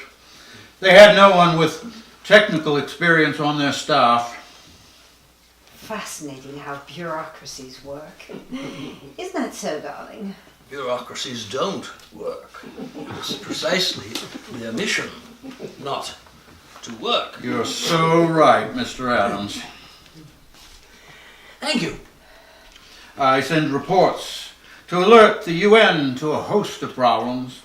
Most are not dealt with. The only thing that matters is whether they receive a report on time. Content makes no dent in their thinking. A critically thinking man. Sorry, I didn't mean to lay out my Frustrations. Let's not stand in the doorway. We'll have drinks on the veranda. We've already had a drink on the veranda, darling, but we'll have another. They moved through the living room, then to the veranda. What will you have? Scotch and soda, please. A man who knows what to drink. Not like the Americans. Now, the lady environmentalist who visited us accused me of putting alcohol in her drink. Just environmentalist, darling, not lady environmentalist. That's the correct way to say nowadays. Thank you. The taste was lime. She wasn't accustomed to the taste.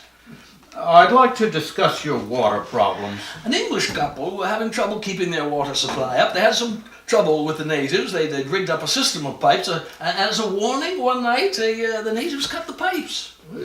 Did they complain to the local authority? Oh, yes, but it exacerbated the conflict. There was retaliation. It was a messy business. More cuts in the pipes during the night, and they left the island.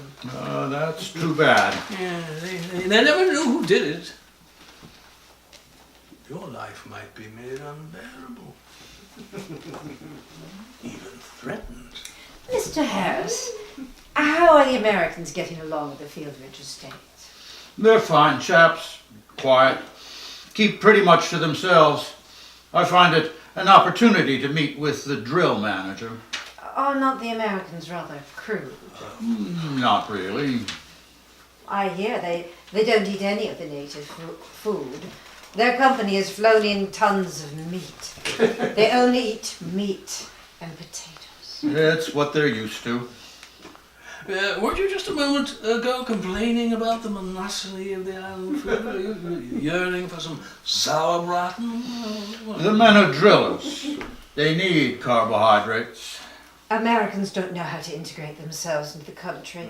The Italians have native girlfriends. They take them out to dinner, take them dancing at the beach hotel, then to bed. Oh, darling, that's too early in the evening to expound on that subject. The Americans have been warned about fraternizing with the native population. We've all been warned. Americans have never been a colonial power. They colonialized North America. Worldwide.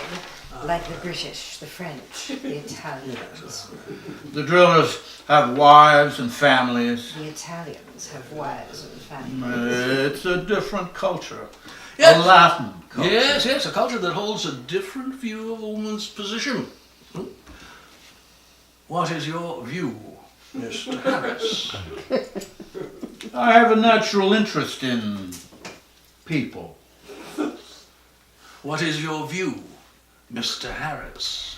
Culture doesn't explain everything. The Swedes, who are not Latin, come here just love to fraternize quite freely with the natives. My wife is trying to make a point.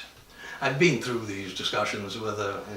It's such discussions that make us men aware. Aware? Yes, we creatures do need to be aware. There are men's groups now, copied from women's groups, raising our consciousness. Yes, my wife favors integration with the natives. What kind of work do you do? And let's leave that for another time. We've bored you enough already. I'm curious, though. You have time for groups. When I'm home. When are you home? I need to find out about your water supply. Ah, yes, the water supply. All right, our water supply. Dawn has rigged up a unit on the roof. Now tell me, did Sheba disturb you? Not at all. What kind is she? A Rottweiler. They're not native to this island. Oh, there are 3 Rottweilers on the island. One died. On this island, it is impossible to keep thoroughbreds. I saw the one outside the restaurant on the road from the capital. That was the male. He's vicious. Not polite like Sheba. Some of the men don't think that Sheba is very polite. Yes, Sheba does like to sniff up everyone's private parts. Darling, not everyone likes to hear about Sheba's exploits. The men are afraid of her bite, not her sniff. Oh, you are clever. He's realistic, darling, not clever. Is your water supply from a cistern? We have a holding tank and a system of pumps and a filter system, even though it's rainwater. Now, does that answer all your questions? I had more questions back in the office, but I can't seem to think of the specifics. We haven't confused you, have we? I didn't bring my notes. Perhaps you can return another night. For that, I need to examine the local reports and the USGS environmental study. Oh, shorthand for everything. UN, USGS. Another drink, Mr. Harris. No, thank you. Oh, please do join us in another, Mr. Harris. This is a social call. I hope not simply business. May I? Darling, don't pressure our guest. She comes over to the coffee table in front of Hogan to take his glass. As she bends over to take the glass, her cotton-strapped t-shirt falls away from her chest, and one can easily look down her shirt. Hogan does. He sees her slight breasts almost to the nipples. He swallows. She sees that he sees. He sees that she sees that he. May I? She continues to hold her position of bending over. I beg your pardon. May you what? Offer you another drink? Yes, I'll have a... For a moment I wasn't certain what you were going to answer. Well, she accuses me of the same thing. Sorry, I got lost in thought. I'm usually preoccupied with the project and the drilling. Startup is tomorrow. I solve problems by placing them in the back of my mind. Eventually a solution appears. Some women get annoyed, claim that I don't know how to be with them. They say that I have arguments with other people, in my mind, that is, while I'm with them. I have to watch myself. Sometimes I even respond out loud. You are married then? No, darling, he didn't say. I'm not married. Now. If you have no further questions, Mr. Harris, will you excuse me? I have had a particularly tiring evening. Well, I was investigating a new technique. Catching butterflies without damaging their wings. One would want a perfect specimen before mounting it. Makes me ill, the damage one can do. Don exits toward the back bedrooms. Thank your husband for his hospitality and the information. I hope my visit wasn't an imposition. We do have visitors from time to time. My husband displays a degree of civility, although, as a rule, he doesn't like visitors. Oh, you could have fooled me. I must be going. Good evening. I'll come back again. Perhaps next week? We're running all-night slim hole drilling temperature tests. When you finish with your tests, you can come for another scotch and water. Soda. Scotch and soda. Oh, yes. We can discuss how to solve problems by placing them in the back of one's mind. We can discuss our water system. We can even discuss your slim hole drilling temperature. Yes, of course. Good night. Good night. Evelyn stands in the doorway, follows him with her eyes as he climbs up the gravel path. Come here, Sheba. Evelyn strokes Sheba's head. Her eyes continue to follow Hogan as he climbs the gravel path. That's a good dog. Don't go running up the path just after anyone who comes to the door. Drum beats start up. Leontine enters. As she clears away glasses and dishes, she sings. Tahoe, Tahoe, Tahoe, Tahoe, my massy massa. Oh, Lordy, oh, Tahoe, Tahoe, Tahoe. You working monkey massa, you sweet me Mackie massa. A little more, a little more, my Mackie massa. End of scene.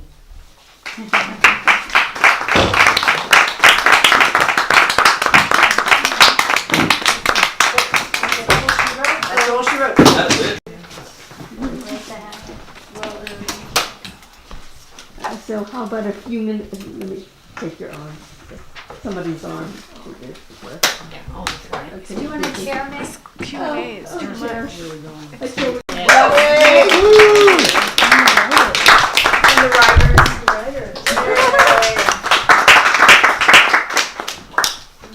Thank you guys.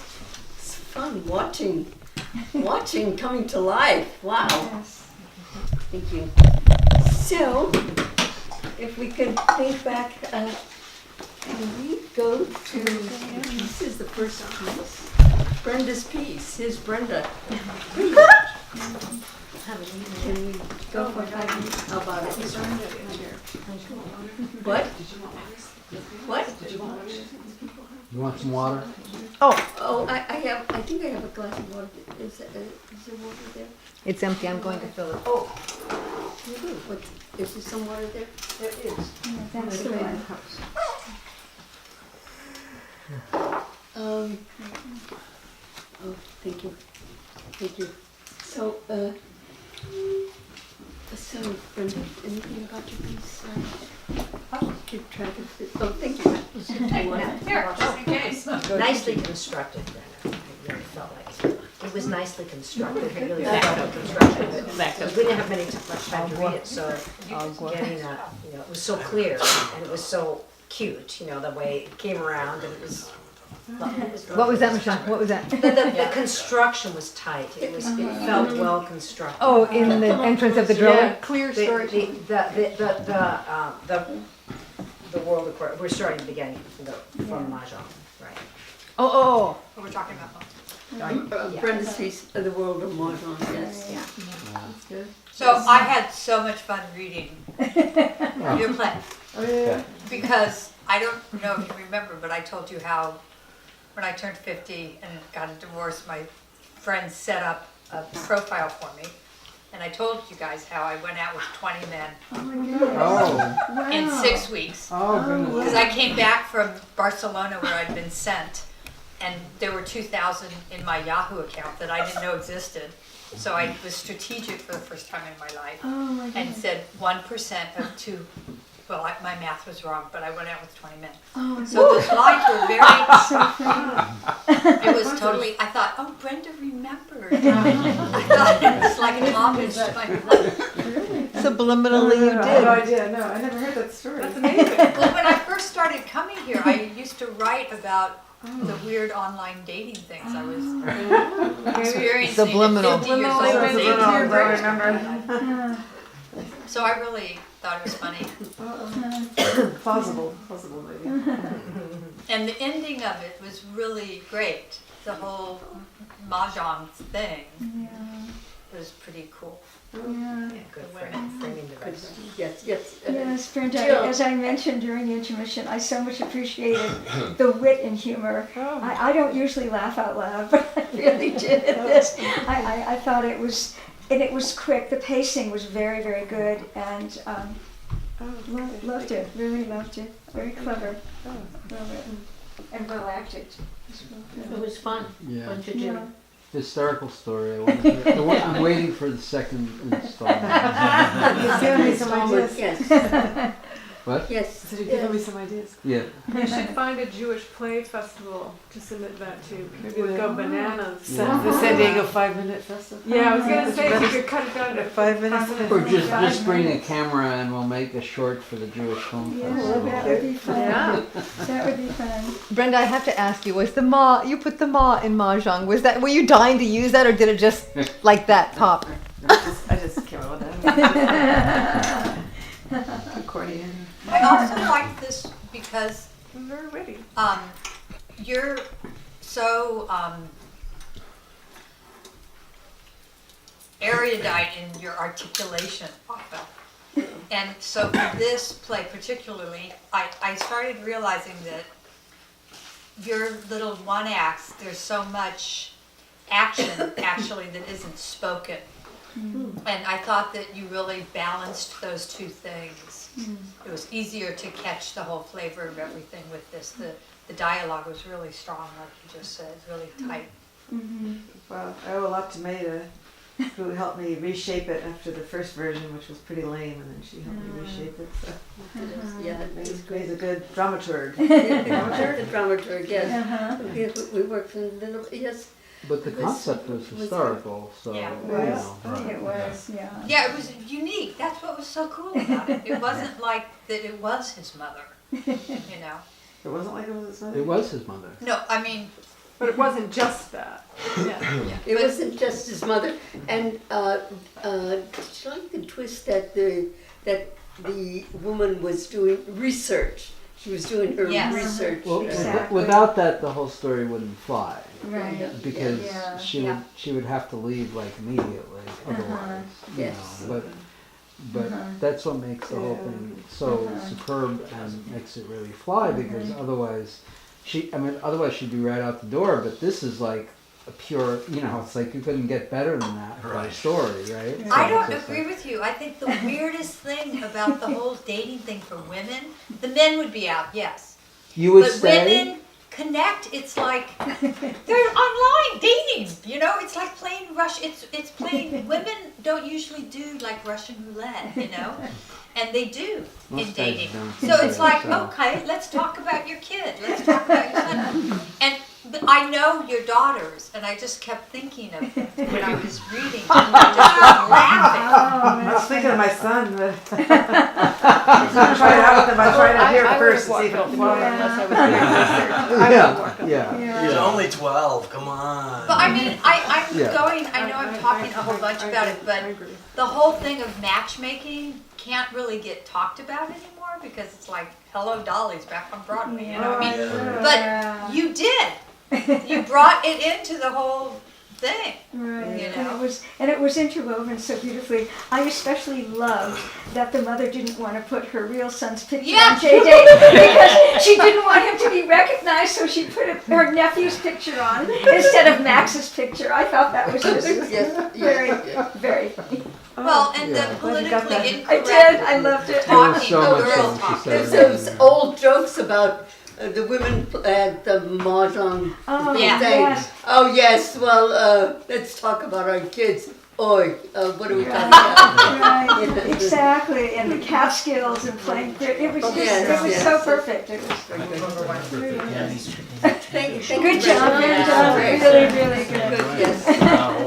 Very entertaining. Brenda actually has an entire, not series, she could actually publish stories about her family. I mean, Really? if they would not kick her out of the house, but they would not do that because That would be really great. So the story was you were the mother in the play. no, they would not do doubt about that. No, they wouldn't Oh, do so that. she could do a compilation of all her pieces. And No, they wouldn't do that because. I wish she would. It Mother. would be really wonderful to read. I have a great dating story. Before the internet, I answered Nan after my house burned down in the '91 fire. I was like lonely and miserable. I was just living in one room in somebody else's house, and watching TV at night. And there was a movie that Roy Scheider was in, and everybody in the movie was very unattractive. And I remember saying to myself that night, God, everyone in this movie is so unattractive. But who would make a movie like that? And then some guy answers an ad, or I answered his or whatever from The Guardian, and he calls, and we talk, and he seems intelligent, a businessman. I said, well, what do you look like? This is pre-internet. He said, I look like Roy Scheider. Oh, God. The story's not over, so I'm thinking this is a sign. It's Karen the universe is telling you not to be so picky. You're snob, you know. And so I made a date with him, dinner and movie. So we met at the movie theater, the Oaks Theater by the Marquee, and he's standing there and he looks like Roy Scheider's grandfather. and that's not the end of the story. And then we sit in one of the benches waiting for the movie to start, and I look at him, he's half of his face, he's got a strawberry birthmark on it, on top of everything else. So I couldn't resist. I said to him, "How come you didn't tell me about that?" He says, "Oh, well, I'm so used to it, I didn't think of it, you know." So then we go out to dinner after the movie, right? Because I'm being a good girl and going through with this experiment in being tolerant. Oh God, what are you doing to me? Anyway, so we go and we have dinner, and he's nasty to the waiter. Like it was just, that was the worst thing. Yeah. He could look old, he could have a strawberry birthmark, but that turned me off so bad, his nastiness to the waiter. So we go outside and I say to him, "I'm not feeling the chemistry." And he gets angry at me. Oh no! You know? So that was my worst dating. Wow. Be good play.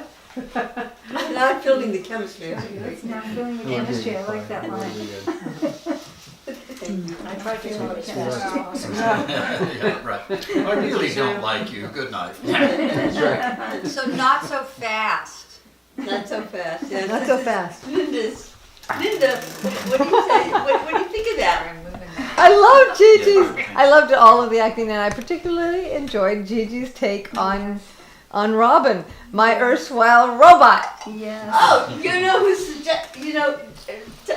who suggested that was.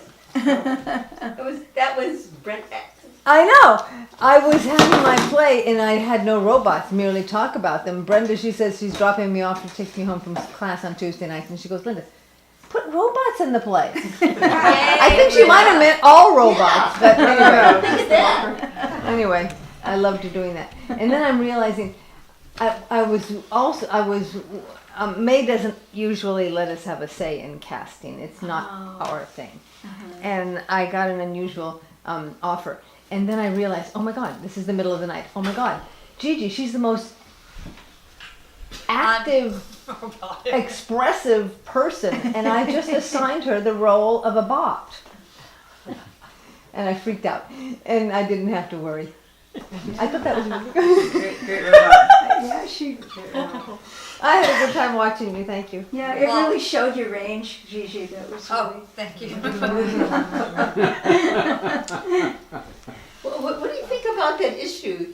How that was set up with the son and the mother? Yeah. How nicely set up in the first scene, and then second, and then the The part. Stella thing was really interesting. What? That Stella. Stella, That she yeah. ended Stella. up working for the robot Exactly. Yeah. Exactly. Yeah. That was That a really very interesting twist at the end about I Mr. should- Robinson and the robot manufacturer and yeah.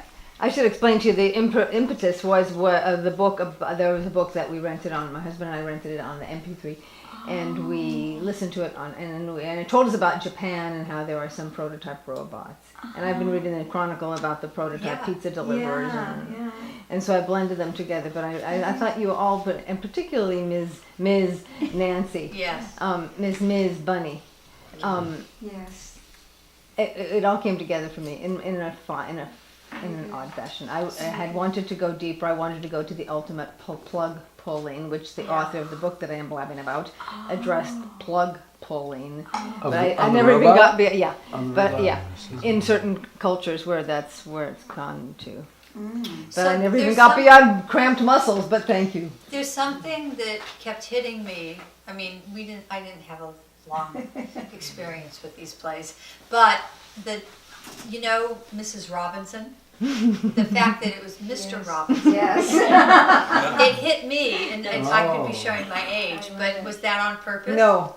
I mean, yes, there were a lot of inadvertent things. I was just having a fun time with the name. Because you never, Oh, the whole the Dustin, only the time whole you see Dustin him is Hoffman during, ambulance No, thing. it was Dustin's that was hitting the it. window. Yeah. But That's right. I think there's a lot of Oh, I thought it was play Lost with in Space. those words. That's Oh. interesting. And with the thing of keeping somebody from what they want and all that stuff. Yeah. But I think you could even go further I didn't with think of that. the death thing and the narwhal thing. I was just explaining that to my therapist yesterday. About when I can't gum the narwhal anymore. The ice glove. Because I think that the whole thing with the robots that's in the newspaper and you caught it. You were very, I don't know, I bet you had something to do with it. It was very quick. You know, you got the idea of the traffic thing, and the relationship between her and her son was really healthy. I was a little confused about why Stella had to leave. Like, it was kind of there, and so that, but just that reality could have happened a little quicker, but I loved how quick it became clear what the situation was with what the robots were going to do. But I did get mixed up, and I read it, and then I was like, are you just being stupid, Gigi? When he's talking about Stella coming in and doing the intern, that makes sense, but I'm not clear about the override thing. It's not sinister enough. I don't know if you did it on purpose, that you didn't want her to be saying, I'm pulling the plug on this because somebody else who's overriding this. It's subtle, but I don't know what your POV is on that as a writer. Oh, wow. Well, I left neutral. Well, That's just me.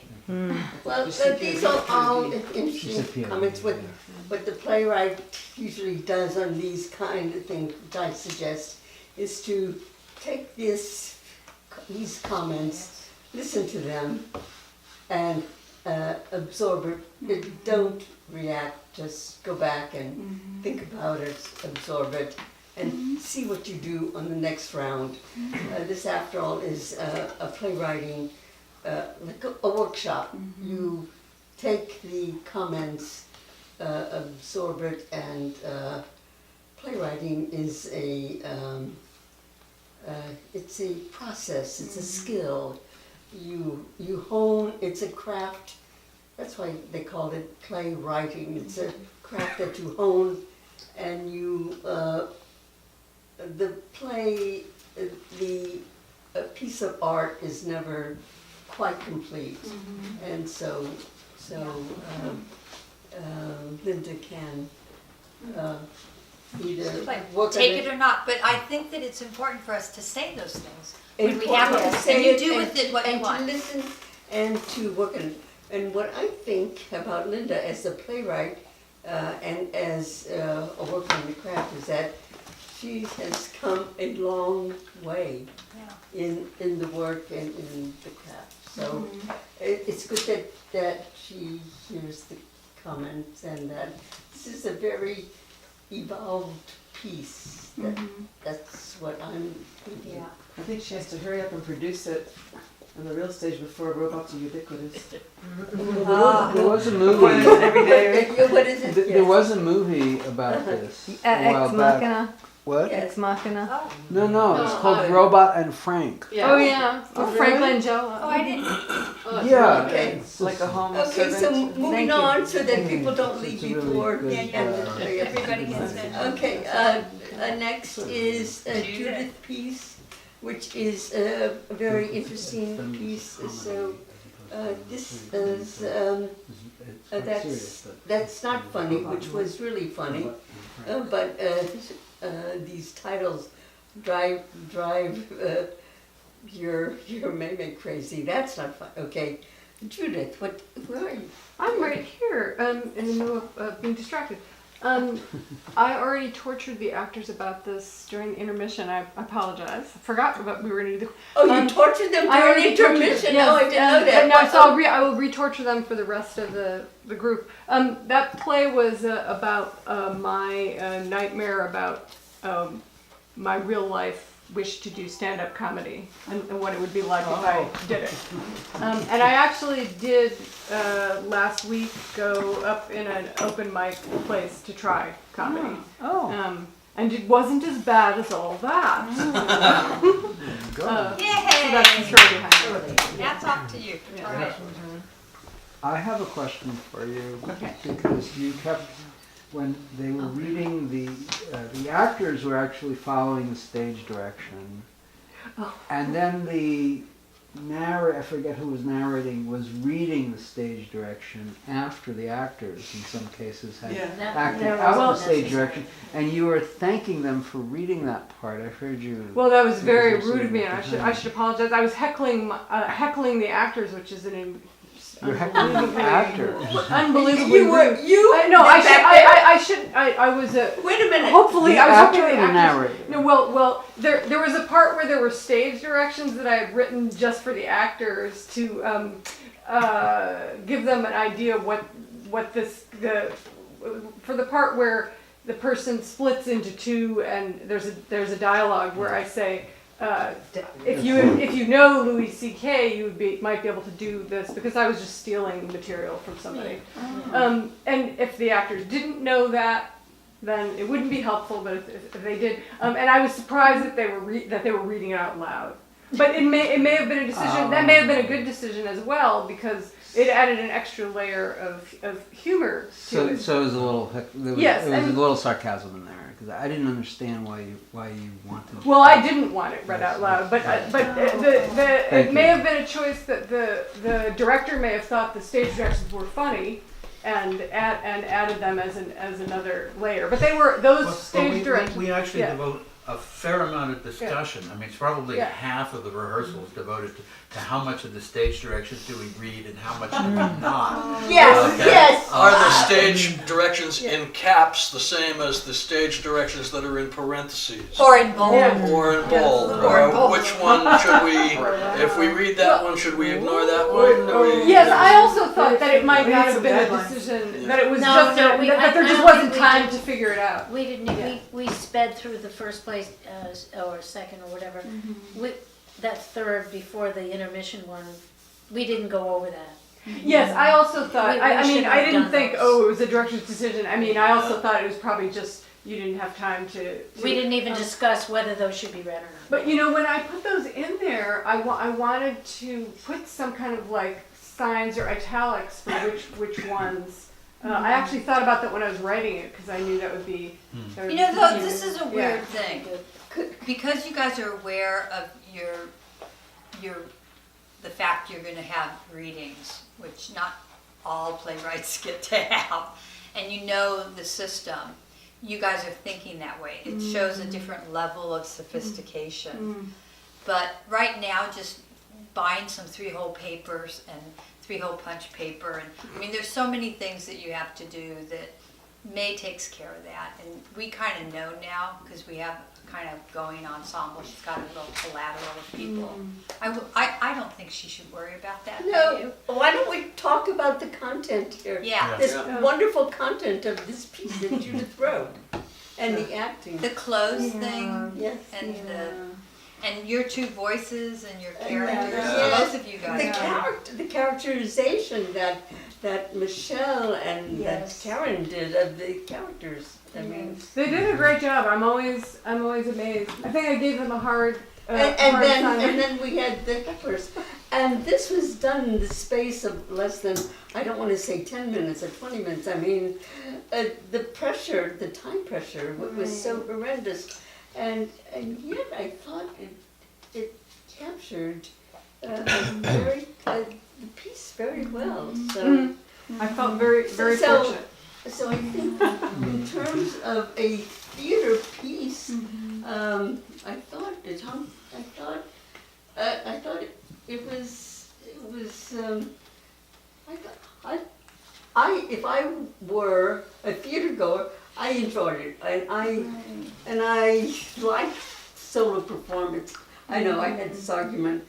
Not solo performance. I had this argument with Judith as solo performance versus stand-up comedy, but this was done very well, considering how we, I want to say, squeezed it in the moments.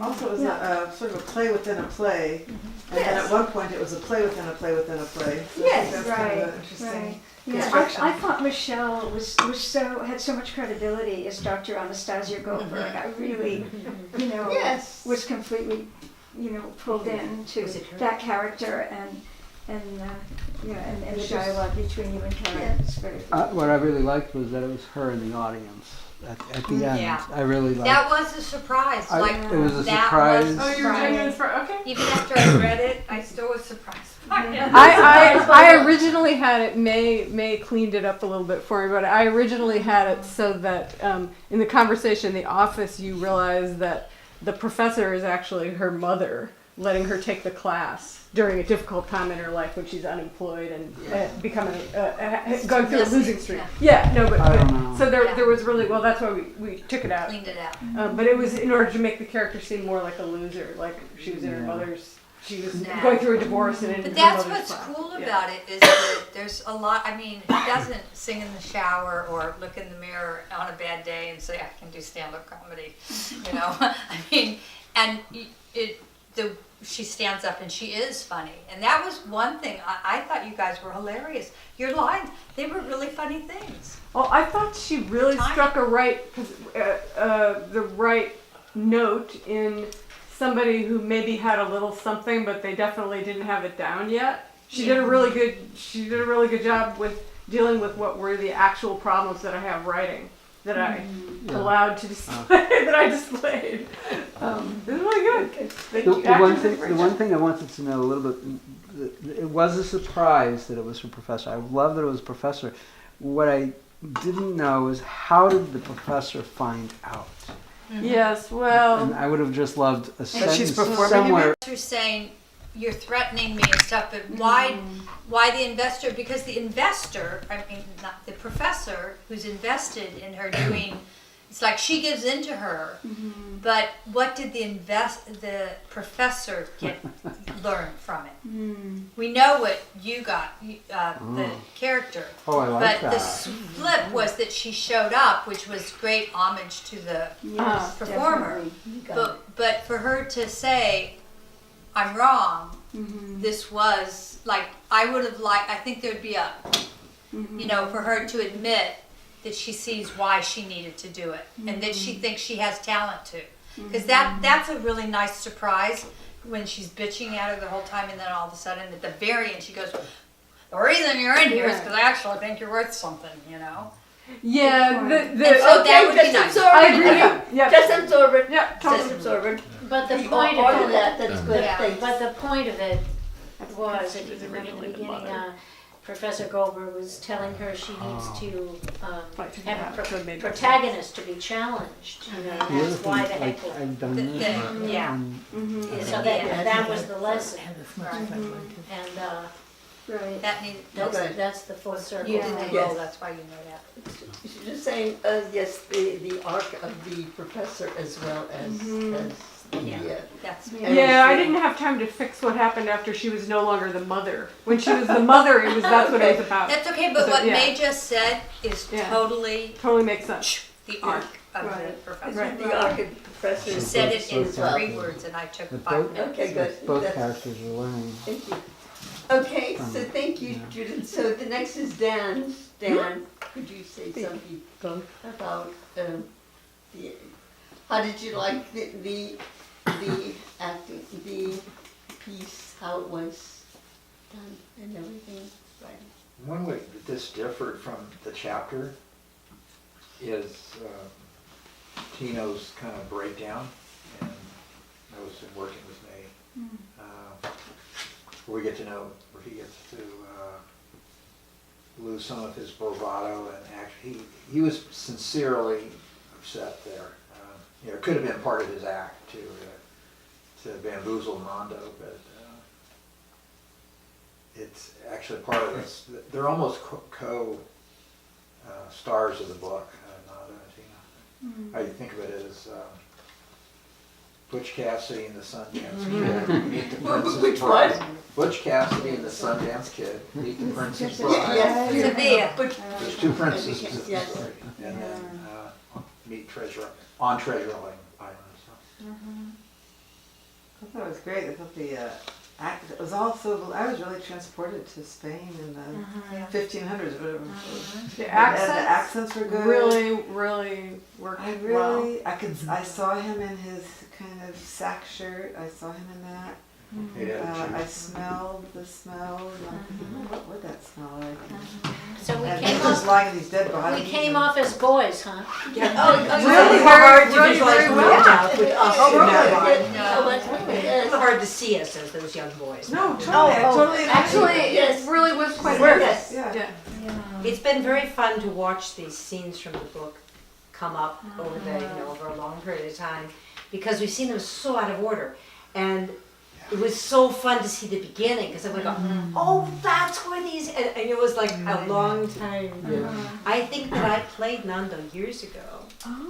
And I remember specifically, because another one we got handed it, I didn't know what it was or where it was. I had no idea it was like this book or anything.